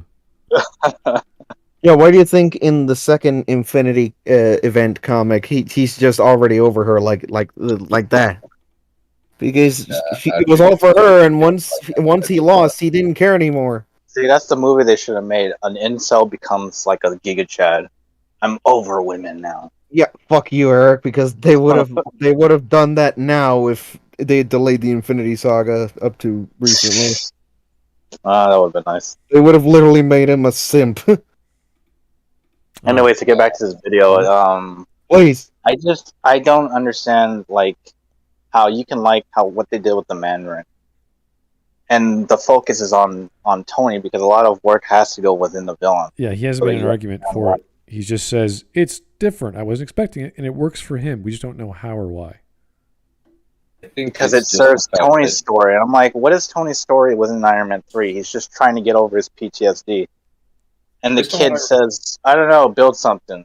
Okay. And he gets over it. So what I recall is basically Matthew felt burned out by a bunch of villains trying to be the big bad that is threatening and failing. And so he was happy that something was different and subverted his expectations. He brings up Bane and Loki especially as lame, fizzling villains who basically just boiled down to getting into a fight with the bad guy, even though and Khan. He's that bad. And Khan. I don't know if I think he did put Khan in there, yeah. I actually forgot about that. I keep forgetting that Into Darkness is a thing. Because it's just kind of I mean, we also did cover Matthew's review of Into the Darkness. Star Trek Into Darkness? That must have been fun. That wasn't his review. He did a half-hour, 30-minute review of that movie. It was just his initial thoughts coming out of the cinema. Okay. That's always good, right? Yeah. Right. My initial thoughts, but they don't reflect my overall thoughts. He also says that Iron Man 3 is his second favorite superhero movie of all time. Oh, come on. Come on. No joke. He says that no other superhero movie that I've watched has affected me like Iron Man 3 other than The Dark Knight. Well, that was before Winter Soldier. I had all the feels. He actually said that Winter Soldier wasn't as good as Iron Man 3. Oh, fuck you. My God. God. Winter Soldier's better. It is. It absolutely is much better. Winter Soldier I don't care if you don't even like Captain America. That movie was better than Winter Soldier is one of the best. Winter Soldier is one of the best movies in the MCU, hands down. Yeah, he said it was good, but he kind of compared it. The way that he compared the movies of Phase 3, Phase 2, I mean, was Iron Man 3 is a well-balanced meal. And oh boy, For the Dark World was a sweet, frothy, fun milkshake, and pretty sure that's backwards, but okay. Yeah, and then you have your Soldier, which is basically a big steak that you have to take multiple tries to eat through. Really? Was that complicated? Okay, all right. It's so weird. It was weird during his assessment of the three movies. See, Winter Soldier is an example where I'm like, see, that's an interesting twist with what they did. You know, the SHIELD organization being Hydra. A big part is that they didn't necessarily build up Winter Soldier through the whole movie and then subvert us. They made it so that he was always a hired gun throughout the movie, rather than a mastermind behind the whole thing. Just he's just a dangerous threat. And they do show that he is a threat, as opposed to the Mandarin in this, and the tone shifts, like when you have War Machine doing his whole attacking various terrorist groups, including a white girl, White girl Aquarius? A white girl in a hijab up in Iran. Hijab. Yeah. It's All right. hilarious. But he breathes fire. like one time. War Machine rocks with an X, all caps. Okay, all right. Let's keep going. Comic book Mandarin would have worked for a final film anyway. I think if they wanted to use the comic book Mandarin, they should have done it in the second film. Those are usually where everything goes to hell for characters in the story anyway. Have the Mandarin be the big dominant threat that tears Tony's world apart in Iron Man 2, and then have Iron Man 3 focus on Tony resolving that. That's immaterial. Hell, they could even have substituted his anxiety being about the Avengers ending for being about what the Mandarin did to him. But instead, they chose to waste our time by showing us Avengers toy commercials and bullshit. Thank you again, shitty Iron Man 2. The point is that a change to something you're familiar with is only good or bad depending on how and why it's being done. You may remember a few years back when I made that video expressing my outrage that the Ninja Turtles were going to be aliens in the new film. That idea really bothered the crap out of me. But not just because they were changing the Turtles' origins, it bothered me because this didn't seem to be being done for any particular purpose. It seemed like Michael Bay was saying, boy howdy, those kids sure love aliens, so that's what I'll make them Ninja Turtles. Hey, it worked in Transformers, so... Wait, was Michael Bay behind? I thought he was just... What the hell was he exactly? The making of that film. Executive producer, I think. He has some creative control, but ultimately he's just there to add some money and resources. Yeah, that's it, right? Yeah, he's not part of the creative team, right? Like, yeah, but that was a very real possibility for the TMNT movies, and the ones we got were already dog shit. Imagine if they had more shit in them. Oi. Why not? Yes. But I'll say this. If it turns out that the Ninja Turtles being aliens are for the sake of storytelling and making them aliens makes the story better in a way that couldn't have been done without making them aliens, I'm all for it. Yeah, but that's just storytelling. It's like, hey, if they do a good job, it's good. It's like, no shit. Like, what are you talking about? Give us a reason why it works from the stories that we know. And say, well, it could work. It's like, yeah, anything could work in fiction. We know that. I don't know why he's using these examples. Like, what is the main topic at hand? Does the Mandarin matter? I don't feel like we still haven't answered this question really. Well, this is the argument that anything could work if it's done a certain way. It's like, yes, I could make a good lasagna without using dough and use celery instead. And there are such lasagnas out there. There's casseroles where you use vegetables instead of dough. And no, you're bullshitting me. I know it sounds crazy, but they work. So yes, it can be done, but that's not what people want. Like if you go to a restaurant and you order lasagna, you better damn well get the classic square, 4 or 5 layers, meat, cheese and sauce. That's it. Sauce. Yeah. That's great. Now, if you're going to go to a fancy restaurant, they'll give you like one square will be that, another square will be vegetarian, another square will be cheese, and another square could be like sushi, like salmon, whatever. Like do something fancy because it's a fancy restaurant, right? So yeah, you could do a little bit of everything so long as it's just enough to get your expectations. Say, oh, they are turtles from Brooklyn, but the ooze came from outer space, or something that's mystical or magical. Oh yeah, that was the interesting question when 3 came out, or Iron Man 3 came out, where it's like, is this false advertising? Because how those trailers were constructed, they seemed like it was a very dark tone, serious films, and I think at one point they even tried to say it's like a Tom Clancy film or some shit. And I'm like, okay, they're setting it up, they're hyping it up, right? And you go in the movie and it's like, well, it's more or less a comedy. Eric, it's like, who are you kidding, okay. Eric? Hollywood doesn't care about false advertising anymore. Wow, yeah, this is before we knew the darker truths of Hollywood. Yeah, so there are ways to do, like, this is the great thing about Harlan Ellison. He was given random ideas and say, use all these crazy ideas that people put in a hat for him, and he used them all in a short story to make them work. So yeah, a good writer, if he's given random crap to work with, he could turn that into something passable. That doesn't mean it's a good idea to do that.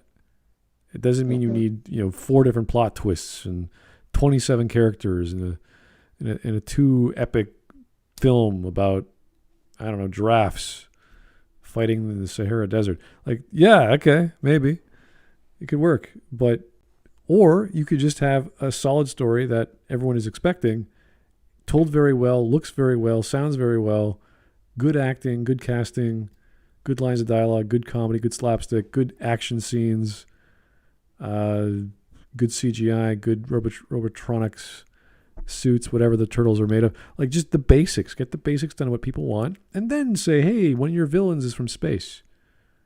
And then sell that. Or one of your villains is magical, or whatever. Like, go with that, sure.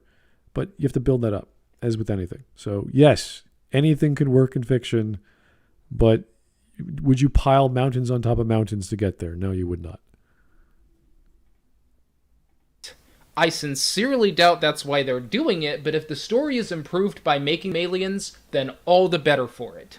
Another thing I like about the Mandarin twist is that it's a surprise this other person was the villain the whole time twist that actually works. Why? That has been done so rarely, especially in recent times. Look at the Mandarin twist compared to the shitty Bane twist in the end. The Mandarin had only ever been seen from a distance in the film, so the audience kind of knew that there was something up with this. And then it turns out that someone who was already a central villain was even more central a villain than we knew. And it turns out that someone who we thought was the villain who makes speeches and then beats the good guy up in the end was really an idea. Someone manufactured by the real villain himself. With regard to Bane, we were never given any reason to think that he was anything but the main villain, and that dumbass woman was never portrayed as the villain until the last possible second. But that's the twist. Bane was the main villain, and then we have this co-conspirator who's also connected to the first film. That's the twist. I thought she was like the leader, and then he was like the bodyguard. That was the twist, wasn't it? Yeah, but he's seen as throughout the film as the main villain, even from the starting. So it's like, why is that bad? It's weird when you think about it, but it's not bad. Well, I'm just like, what? Okay, he prefers the third movie versus Rises. Okay, what? Why? What's that doing specifically right? Whereas this one is getting everything wrong. Like, it seemed as though with Dark Knight Rises, Nolan let his worst tendencies loose. The overly philosophical nonsense, and then going into the concepts as opposed to the story. A major problem with Inception as well. Yeah, there's a lot of, well, not meandering, but just sort of, I'm going to preach to you for, I don't know, 10 minutes at a time about random stuff. Not so much in the third film, but that's what Nolan does in his films. He has a crazy idea and he plays with it.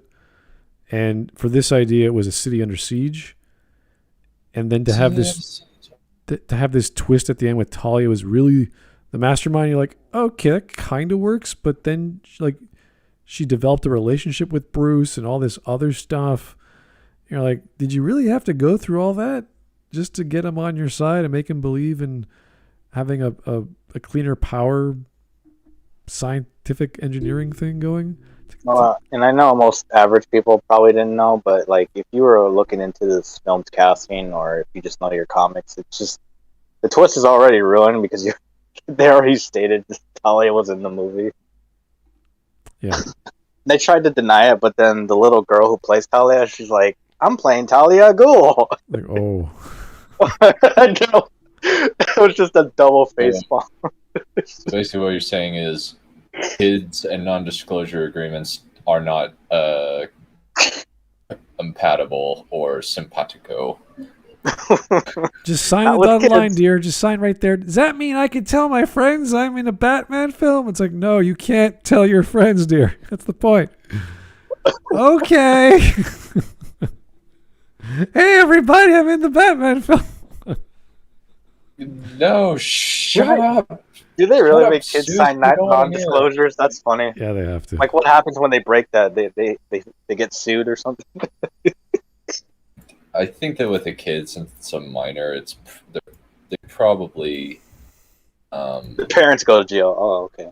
Well, I think that makes sense. It's Hollywood, right? Have to pay a fine or something, or they have to revoke some of their paycheck or whatever. That way, Hollywood takes the kids and the parents are bye-bye, right? That's how it works? That's just SJWs. Those way more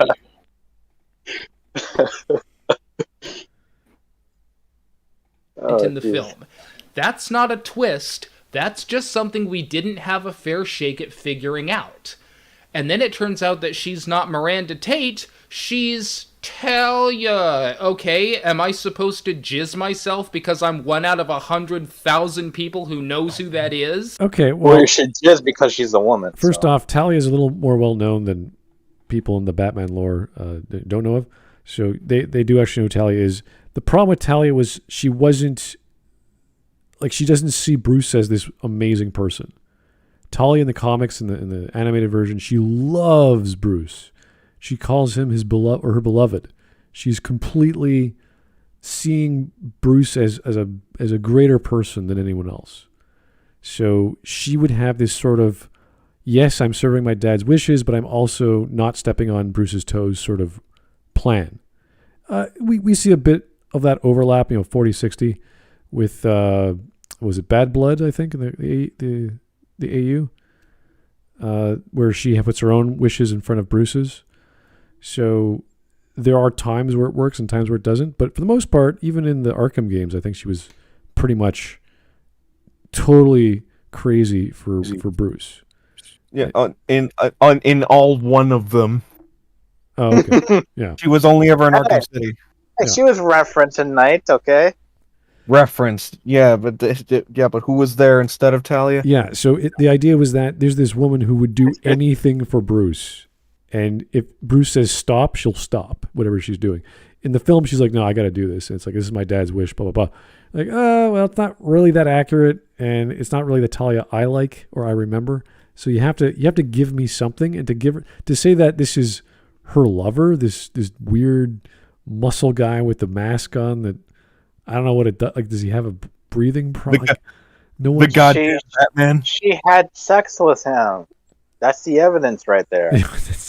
That makes it weird. And you're like, what? So there's a lot that doesn't make sense. A lot that doesn't quite add up. It's not the fact that she's Talia. It's not the fact that this Talia is not a very good Talia, which goes back to the adaptation argument. If you're going to do Talia, sure, have her do a twist, have her reveal something, but give her the motivation on why to do it. She just can't be Ra's al Ghul 2.0. That's not how it works very well. And we've seen that in the animated, which one was it again? It was Bad Blood, where it's no longer Talia. So it's like, oh, it makes some, oh, sorry, no, that was Batman Beyond, where it's no longer Talia. Yeah. Oh. It's much later. So Talia has been using the Lazarus pits. She's still as young as she always has been, and Bruce is old. Mm-hmm. And there's a big secret reveal at the end. I'm not gonna say, but it makes sense. Like, that is the Talia we know. So if you're gonna change her, either give her a reason why there's a change, or make her a brand new character. Don't even bother with that then, because it gets convoluted. We're trying to interpret what the motivations of these characters, and Talia really was a version of Catwoman for Bruce, who is capable, just as strong, just as powerful, just as deadly, but completely honest with her feelings. She was purely straightforward, dedicated to doing what her dad wanted and what Bruce wanted, as opposed to Catwoman. I don't know. Who was like not sure of herself, behind the scenes, selfish, that sort of thing. Yeah, I don't know why Matthew is comparing the reaction that the audience had. Like, they're not really the same. Like, people had problems with Rises. Nobody praised this plot twist, if you want to call it that. Yeah. Plus, nobody's saying that was my favorite part of the movie. No one gave a shit. Like, they either hated it or liked it for just the No Man Land situation. Yeah, you had a bunch of problems that led up to that scene, and then this frickin' Catwoman comes in with a frickin' explosive under the bat bicycle, whatever, You're like, oh, did you just kill Bane? Like, what the hell? What just happened? So, she clearly knocked him out. yeah, if Talia had like 10 Rubber magical pellet. rings, That explodes. you know, if she had like a magic sword or some like other unexplainable force that wasn't brought up, and you're like, oh, it's just a fake Talia. You're like, what? What does that mean? How did that work? I'm a handmaiden of Talia. I just do her bidding, and like, what is going on? Like that would be even worse because it wasn't set up, and you're like, there's more complexity. It's not realistic. Maybe it is more realistic. Yeah, if you think about it. gotta Gotta have a high IQ to understand. that's the premise of these Batman films. They're more realistic than other superhero films. You're just like, I guess. Yeah, they are, and then you get to Rises, and it's like, I don't know, some guy just pushes Bruce's spine back into position some unexplained way. I Gets on a rope, climbs a pit, falls, doesn't break his spine somehow, but okay. puts a brace on his leg. Now I could break concrete. Like, okay. I can walk again. I'm old. Yeah, I can walk again. Well, compared to the comic, it's probably a better. Well, there's versions of the comic that Nightfall comic. There was magic involved. There was a doctor who died for Bruce's sake. Then there's the whole Jean-Paul Valley Elseworld thing, and you're like, I don't know, too much. That's where Batman's a cyborg or half cyborg. So half cyborg. Yeah, his legs are magically healed as well as cybernetic, so he's twice as fast and strong. It's like, oh, that's cool, I guess. If they'd done that for the Arkham games, it would have explained why he moves like the Flash at that point. That would be helpful, yeah, I guess. Anyway, let's get He just moves way too quickly in those games. He's like a freaking rubber ball like, bouncing all over the place. Fuck you. And then Bane, who we thought was the main villain who makes speeches and then beats out the hero in the end, turns out to be the villain that makes speeches and beats up the hero in the end. And compared to a Mexican luchador who is a gangster, and that's it, who's got magic juice to make his muscles big. I think this is a bit more realistic, if you can believe it. Is it, though? Magic juice that makes you angry? As opposed to the pain meds he has on his face, and nobody ever thinks to shoot his face or punch his face so they can weaken him. I don't know what those things are in his face. They're just like valves. I don't know. They what is it? She used the term for it. But basically it's to relieve the pain that he feels or whatever. So he has no pain receptors, I guess. I know the term for it. Stupid. Yeah, no, it was not set up. Like, this is the problem with the film. Is not that they had these ideas that didn't work. It's that they didn't set them up.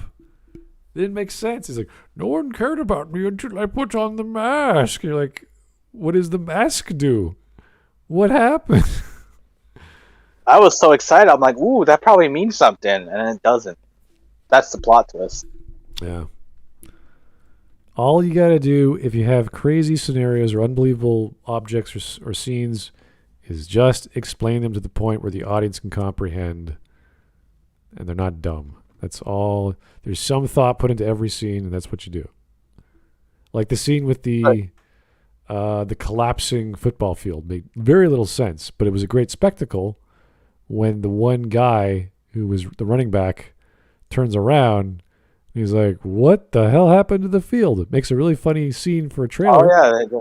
They had that for the IMAX cameras, right? They filmed it. So there's no way an explosion would drop AstroTurf unless they dug underneath the field for like, I don't know, a month, putting all these stilts in position for like, I don't know, 20 feet down or whatever it was. And then they blew the stilts and everything collapses like a controlled explosion. It just would, the whole thing should have naturally just blown up like a bomb. But no. That's what Nolan's good at. He's good at making those very giant spectacles. Yeah.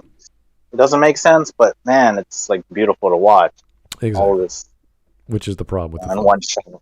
Yeah. To get back to this guy, it's like he's comparing these two villains. And Yeah, from a somewhat mediocre to bad film to the Comedy. Iron Man 3, which is mediocre. or which is which? Yeah, no, I would say Iron Man 3 is probably better. Yes. But no, only, I would agree, but it's just only slightly. it's better because it's consistent. Yeah. That's that's the only thing I can say. Yeah, but then he'll say, well, just because it's logical doesn't mean it's better. It's like, well, it really helps the believability when you have logic. Well, my thing is that I don't buy like what was. See, the impression I have with Killian before that reveal is like I don't really have much to say about Killian. He's just a weirdo, and it turns out he is kind of evil. Okay. And then the reveal happens. It's like, okay, well, he's still evil. So I don't understand this point that he's trying to make where it's like, it doesn't seem like Bane changes much as a character when they do the plot twist. Because, like, Killian doesn't seem that much different either. It's not like he puts on this facade that, like, he's your best friend. He wants to have human progress. At least with Killian, we're given a point of origin. Bane has no excuse. That's it, yeah. All right. 5 minutes. The only twist here is that he was even less relevant than we thought he was. But what's perhaps most refreshing about the Mandarin twist is that it breaks away from a tired trend that has cropped up in Hollywood recently. And that trend all stems from the Joker's interrogation scene in The Dark Knight. Here we go. Here was the Joker, having been caught by the authorities. And even though he was locked down, even though he was handcuffed and surrounded by officers, the police commissioner, and even Batman himself, you still felt like he was in charge. This scene was revolutionary. No, it wasn't. This is like every other Batman comic where the villain is captured, but it's too late, Batman. Our plans are still in action. You can't stop them. And that's all that is. Wasn't it revolutionary for a comic book movie, I guess? For the movies, yes. No, for a comic book. For the comic book movies, yes. Like I know a lot of people. This came out the same. Dark Knight came out the same year as Iron Man 1. Mm-hmm. Yeah. It was basically showing that comic book movies can be more some shit. Yes, that is part of it with this scene. Yes, I'll give credit to Dark Knight for that. In film in general, probably not. I don't know. This is any story where there's a villain or a mastermind. They have multiple things going on. It doesn't matter where they are, and that's fine. That's nothing new. It's like reading any Sherlock Holmes story. It's like Sherlock Holmes has two things going on. You only see the third one, and there's a fourth one in his back pocket. While Moriarty has two, and Sherlock is always kind of one up him. That's like two. The Robert Downey ones? I didn't watch the films, but in the book, there's only like 2 or 3 stories with Moriarty, and that's apparently his greatest foe because he's so smart. But it's like, yeah, he has one henchman who's a master sniper or something, and you're like, okay, that's at least something. And the only problem with revolutionary ideas is that after they're executed and successful, everyone else tries to get in on the idea. I'm just going to say it. After 2008, everyone in Hollywood has been trying to out Joker the Joker. That isn't going to happen. What do you mean? You have to do something new. Give me an example. The Joker... If he's just about to give it, actually. All right. I already know what he's probably going to say. They didn't try to do the Joker thing, so that makes it good, right? I don't know. Joker's interrogation scene was groundbreaking, Okay. but ever since then, we've had film after film with the villain dramatically... Are you joking? What? Loki and Khan. What you thinking about? Oh, I don't know. Getting marched dramatically down a corridor stuff, I guess. How do you compare these 3 things? I don't get it. What's he comparing? What's he comparing?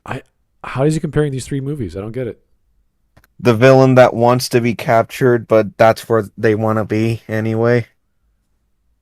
That's every comic book villain. That's most villains in film and television. They have like 30 different thousand things going on in the background. He's like, aha. Go watch a episode of Criminal Minds. It's only been done with the second Batman Nolan film. You're like, no. Everyone tries to emulate the Dark Knight with the Joker interrogation scene. See, Iron Man 3 is good because it doesn't do any of that. It doesn't do anything good. That's why it's good. I remember watching an episode of Gogol 13, the series. And Gogol intentionally punches a cop just so he can get charged for punching a cop, as opposed to getting possibly charged for murder, because while the cop is interrogating him, his evidence is flying away in the sky. And they have no concept of that. Like just on the off chance they would have caught the gun and figured it out. Even in the Batman mythos, it's nothing new. There's literally one time in like the 70s or 80s where Batman faked insanity to get into Arkham Asylum to stop a criminal. That's what Batman is kind of known for, just always messing with people's heads to give them get the information out of them, or one up them. Like that's standard. That's kind of a reason why you read Batman comics. Well, how is Batman going to outwit the Joker? What's he going to plan? What's his psychology? Punch him in the face. Yeah. The whole thing is not new. Like they've done this in television either. If you watch any sort of crime show, they do some episodes like that where a criminal wants to get caught so that he has an alibi for where he is at the night of the murder. Right. Where were you? I was in the freaking police station. I was with you guys. Don't you remember? Even though he has like 20 henchmen that no one knows about. Down How can we prove this guy put did in a that? holding cell, but surprise! Hey, it wasn't... Yeah, okay. Let's not even bother. There's too many examples. Because Skyfall, that's just where they want to be. Guys, it's not going to work again. Skyfall, there's some dumb parts to that with his plan, which are so meticulously overplanned that makes little sense. But I can believe it. It's silly. I believe Loki too. Like, no, don't even go there. Like, come on. He was trying to divide the Avengers and get what he wants. But the staff did a better job at that than him. Yeah, but they weren't even trying to do the Dark Knight thing. It's just okay. He gets himself captured, and that brings in the conflict for within the individual of the team. I remember, I can just go back to all my Agatha Christie stories. I can remember, I can't remember the title of it, but I know what happens in the scenario where the guy, he dresses up as a bum just to get captured by the police, so that when he does get kicked out of the police station, he'd have an alibi for where he was. Like it happens so often that there's a reason why he gets people get captured, or have alibis, or are not where they're supposed to be, where someone gets killed. It's pretty common. So, anyway, that's fine. He doesn't know the breadth of murder mystery stories. That's totally cool. Don't be afraid to try to do something original, because what was once new and interesting has now turned into the cinematic equivalent of a fad. No. The Mandarin twist works because it knows you're expecting something like this again and does the exact opposite. No, you're just making up words. What? No, when did anybody expect this? No. The exact opposite. What are you talking about? The exact opposite is just some guy who's not the Mandarin. That's okay. I'll tell you what people expected. They wanted Iron Man and the terrorists to have a big epic third action final battle for whatever reason. Guns a-blazing, Iron Man's, coming in with new suits of technology. That's what people expected, not an interrogation scene. I mean, they did that anyway, Eric, with the House Party Protocol. Well, if he was like a half-competent drug lord, with, I don't know, bigger guns or martial arts, like something, but he wasn't. He was just some guy. Like that's You know, Gigaman, I was about to complain that, like, why didn't he do that earlier? And I just remembered they explained it in a quick line. They literally say that it's not ready yet. No, the what is it? The structure that has collapsed on top of the. Yeah, they Whatever. show a glimpse of it, like when when he's putting away Mark 42. They show like the bunker there, and then they show another shot of it later, the one you're saying, and then they have the line later, right before the final battle, where it says, like, "Is it ready yet?" No, it's not ready yet. Yeah, the structure has been removed. Now you can use it, sir. Okay, great. Well, my- that's a bit convenient. Thanks, But Jarvis. Just in time for the third act. I mean, yeah. all right. It knows you expect an epic villain that controls the situation, and instead gives you a villain that was nothing more than a figment of this person's imagination. With all the Joker plagiarism in Hollywood today, that's a much better villain than just doing that again. Joker plagiarism. Oh, yay. Nothing has ever been done ever until Dark Knight came. It, like, revolutionized everything. Breathing wasn't even a concept. This is like, I don't know how many tropes, but it's like this is my plan all along sort of trope, where it's like I wanted this to happen, and you could apply that to any sort of scenario where they get captured, or they blew up their secret base, or they killed their cohort, or whatever. That's all it is. This is nothing new in the storytelling world, and I mean the storytelling world, not just like detective fiction. But I don't like this argument of, like, oh, because it didn't do Dark Knight, that means it's good. Like, why? That just means it's different. That doesn't mean it's good. Yeah, like remember with that was a whole arc in Death Note where Light Yagami gets captured on purpose, but with that comes him losing his memory. And then you're like, oh my God, he doesn't know that he was Kira.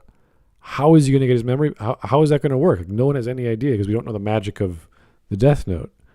And then it turns out if you touch the Death Note, you get knowledge back. And oh shit, that's useful.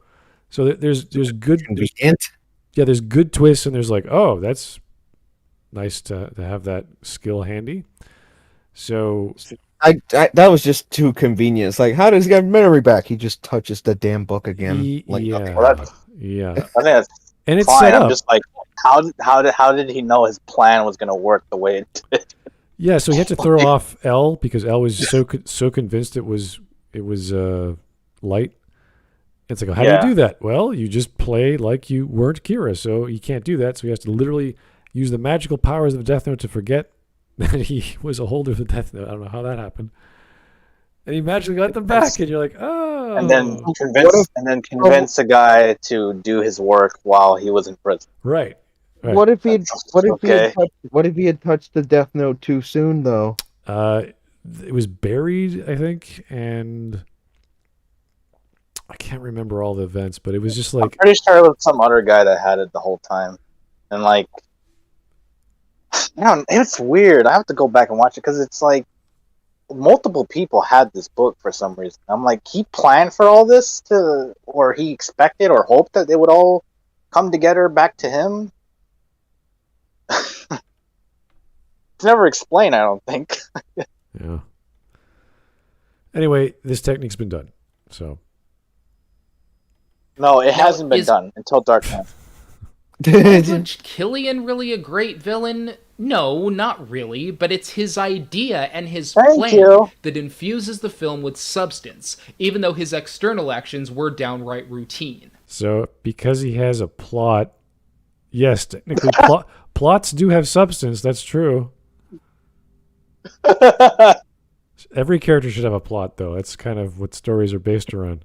He is a villain. What? No, how can you say the idea is cool, but the character is shit? Like, like that has to come together. Oh my God, no. It disappoints you on purpose, so it doesn't do the Dark Knight thing. But then this lame character comes in, but that's all right because it's the idea more than anything. Yeah, the famous line is, "Do I look like a guy who has a plan?" Like that's the whole joke, right? It's like, yes, you do. Like, oh, okay. Your actions would say yes. Before I conclude this video, I want to read you a statement from Shane Black himself regarding the Mandarin twist. I don't give a Shane shit was what asked Shane Black specifically to defend his decision to do what he did with the Mandarin, and here is that defense in his own words. I would say that we struggled to find a way to present a mythic terrorist that has something about him that resonated after the movie's over as having been a unique take or a clever idea or a way to say something of use.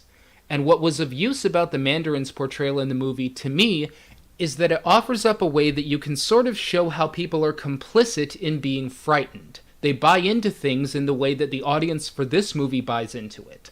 And hopefully, by the end, you're like, yeah, we were really frightened of the Mandarin, but in the end, he really wasn't that bad after all. In fact, the whole thing was just a product of this anonymous behind-the-scenes guy.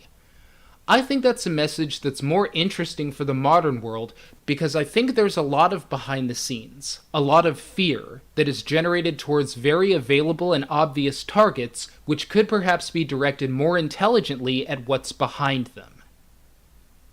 Shane, with all the idiot superhero films these days being barfed off of an assembly line and targeted only at the easily entertained, No, that's now. Hollywood needs more people like you. Oh. So now we can finally answer the original question. Does the Mandarin matter? No.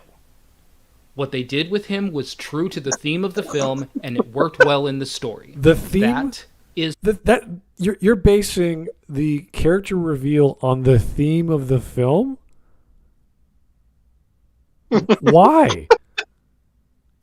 Why would you do that? I felt like this movie's about Tony's PTSD issues. So we're going to create a fake Mandarin to make Tony realize it's not as bad as he thinks or something.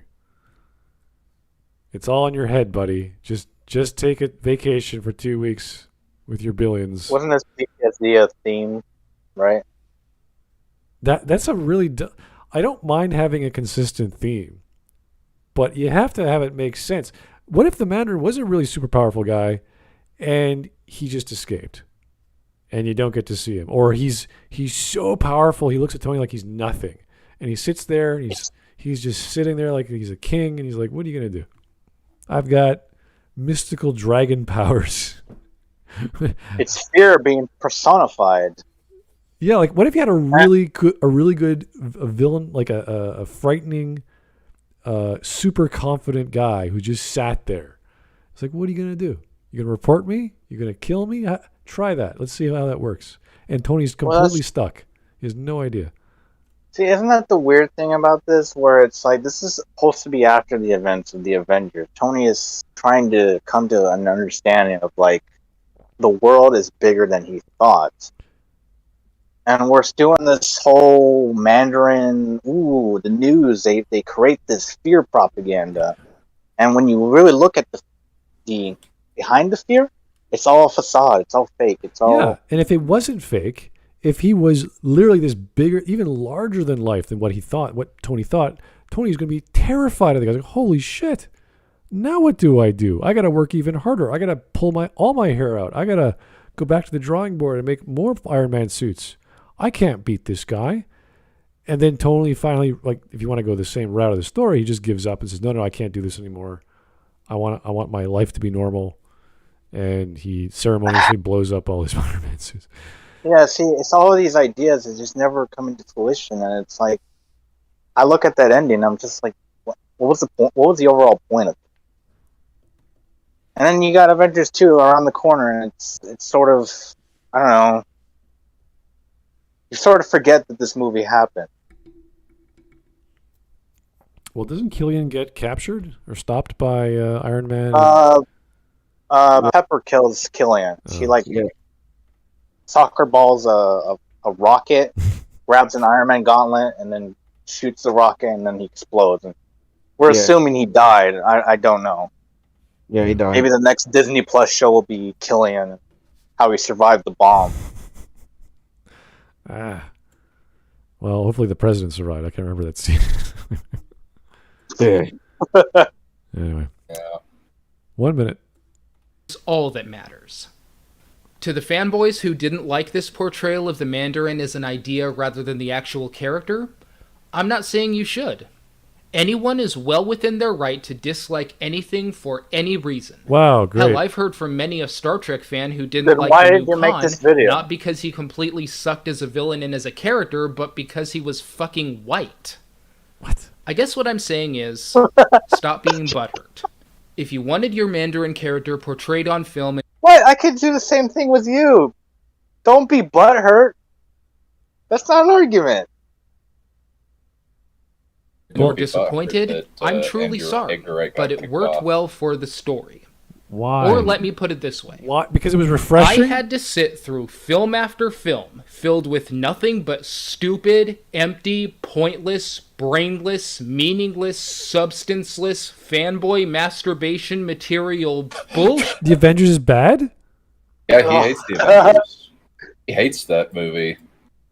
What?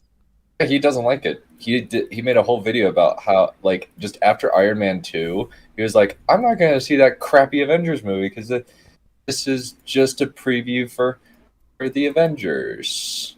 Is that because the trope of like the alien thing in the sky with all the death laser or whatever that happens in a lot No, of he Marvel? just hates it. No, it's because the film tries to copy Dark Knight, right? Like, that's the issue. He hates it because it has no substance or story to it. That's its actual thing. Confused Matthew is How much weird. story do you need, Matthew? Okay. His Captain favorite America, film- don't give me that bullshit. If you hate the second half, fine. But the first half, come on. That's all about character. This is He didn't even give his thoughts about Captain America or Thor. Uh, This is like going into a restaurant expecting the food you ordered and going, hey, they gave me slices of cucumber. That's so refreshing. I wasn't expecting that. Therefore, it's good. It's like I ordered a hamburger. I don't want slices of cucumber. At least cucumber's good for you. no, but here's my problem, though. Like, he goes into the majority of these MCU films, right? They're pretty much formulaic. Like, they're all the same. Not completely the same 100%, but you know what I mean, right? They're all come with the same like tone, I suppose. They're coming in. They're big in scale. They're bombastic at times. They're melodramatic at times. They're comedic and romantic at times. They have a lot of genres happening, and they just know the right quantity for you to go, oh, that's nice. Ooh, I like that. Well, yeah, the whole structure of it, right? It's set Which up. people have always complained, which is you get to the third act and it's suddenly like, okay, it's a guns a-blazing now. Yeah, sometimes. Yeah. So that is what the oiled machine that is the MCU in the first phase, which was set up reasonably well. The second phase executed the rest, where they got higher drama, higher stakes. And the third phase was, well, I think we're in that right now. Is that post or pre-Endgame? Phase 2 ended with Age of Ultron. Phase 3 ended with Endgame. Wait. With Age of Ultron or Ant-Man? I don't care which. Ant-Man, who cares? Hey, Ant-Man was decent. It was decent, Sure. but I just think that it's an epilogue film. It's essentially Phase 3. It's Phase 3 light. I just see it as a comedy film. It's like, yeah, it's funny, cool. I actually had one of the best theater experiences I've ever had watching Ant-Man because everybody was laughing their asses off in the theater. It was really funny. Let me ask you a question. You think Matthew likes Ant-Man? He dedicated an entire video to saying that he wasn't going to see it because Edgar Wright got thrown off the project. Oh. He said like near the end of the video that he was going to see it anyway, but out of spite. He's not going to talk about it or promote it or whatever. I think he might. I think he did do like a general review of it. I don't remember. No, not even that. He just didn't. There's no video from Confused Matthew about Ant-Man. So that one rant about him going to see it out of spite, that was the last he ever said about it. Pretty much. Yes, Something I at least admire about Confused Matthew, he does hold pretty strongly to his principles. And honestly, And yeah, the honestly, problems are his principles. It would appear so. I mean, we all have bad takes. It's just that he has a decent average of them. I know when you Yeah, have a he thinks And that honestly, I will grant him the point that, yeah, if Edgar Wright had not been kicked out of the project, we would have gotten a much better Ant-Man movie. I will grant him that. yeah. I just don't like But the one we got is decent. the explanation that it was something I wasn't expecting. It works with the theme, which is like everything's supposed to work with a theme. That's the point. You don't just have random themes. And I don't see how a guy being nothing or being a letdown is a particularly attractive part of a theme when the theme is PTSD for Tony. How do I deal with this? And it's like, oh, you're just a guy. Okay. Well, the theme that the Mandarin twist was working off of is that there was a secondary plot that connected to the main plot that involved keeping up appearances, which was like the whole thing, like the Mandarin thing, and then also the whole thing with War Machine being rebranded as Iron Patriot. And it's like it's the same thing. It just looks different. Yeah, things are not as what they appear, fear, whatever. But Which I'll grant you is like it's meh the way it's done in Iron Man 3, but it is there something. But I'm trying to think of I don't see how you could see this as a good conclusion. There.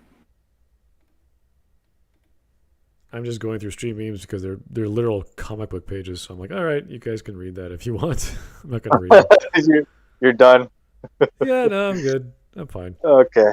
I like the I'm one. done. I like the one from Legacy. Like, I like Hawk's the best so far. That's pretty good. hold on, Is it the 9/11 with Iron Man? No, it's the Mandarin orange. the Mandarin as in the fruit. It's great.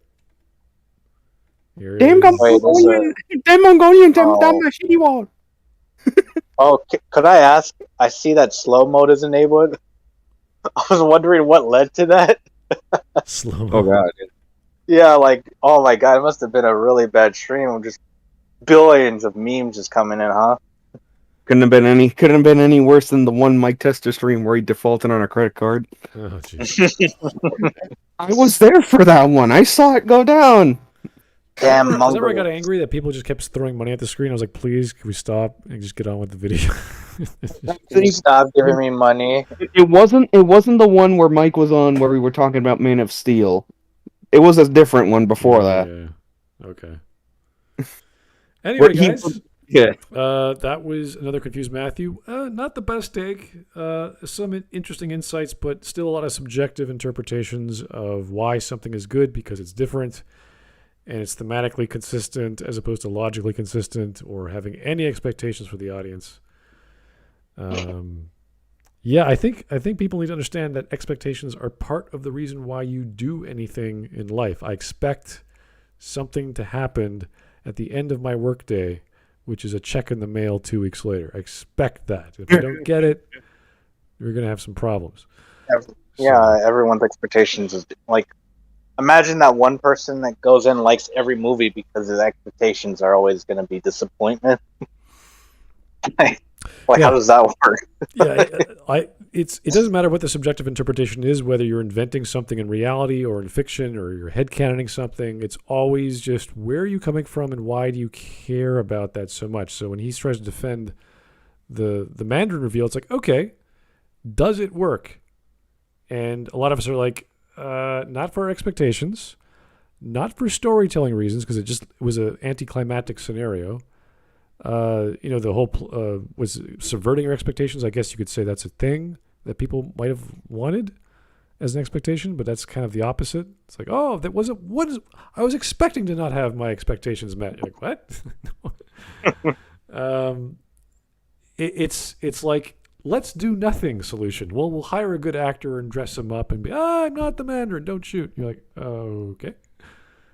And that could have worked better. Ryan Johnson principle before Ryan Johnson became a thing. That is an interesting way of putting it, sir. Yeah. Yes. Yeah. So anyway, Iron Man 3 is a mixed bag. Has some good moments, has some weird moments, but I'll say overall, if you just don't think about it too much. It's a fun movie. Yeah, it's average. It's not bad, but it's just average.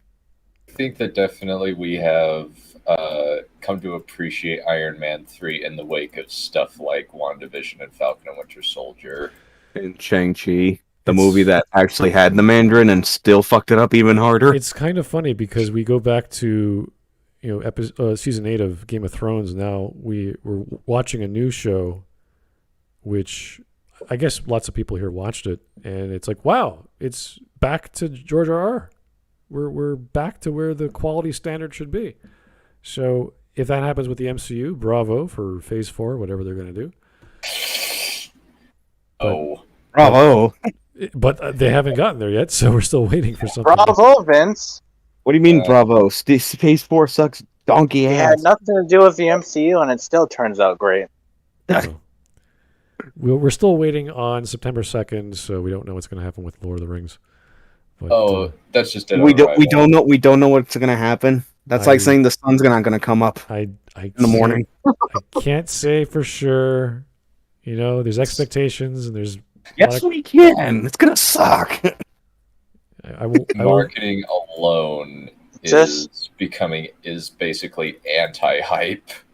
The only people who are really interested in seeing this are either bought and paid for shills, or people that are legit brain dead, or fans who want nothing more than to destroy it and rip it to shreds. Well, I like how there was barely any advertising for the George R.R.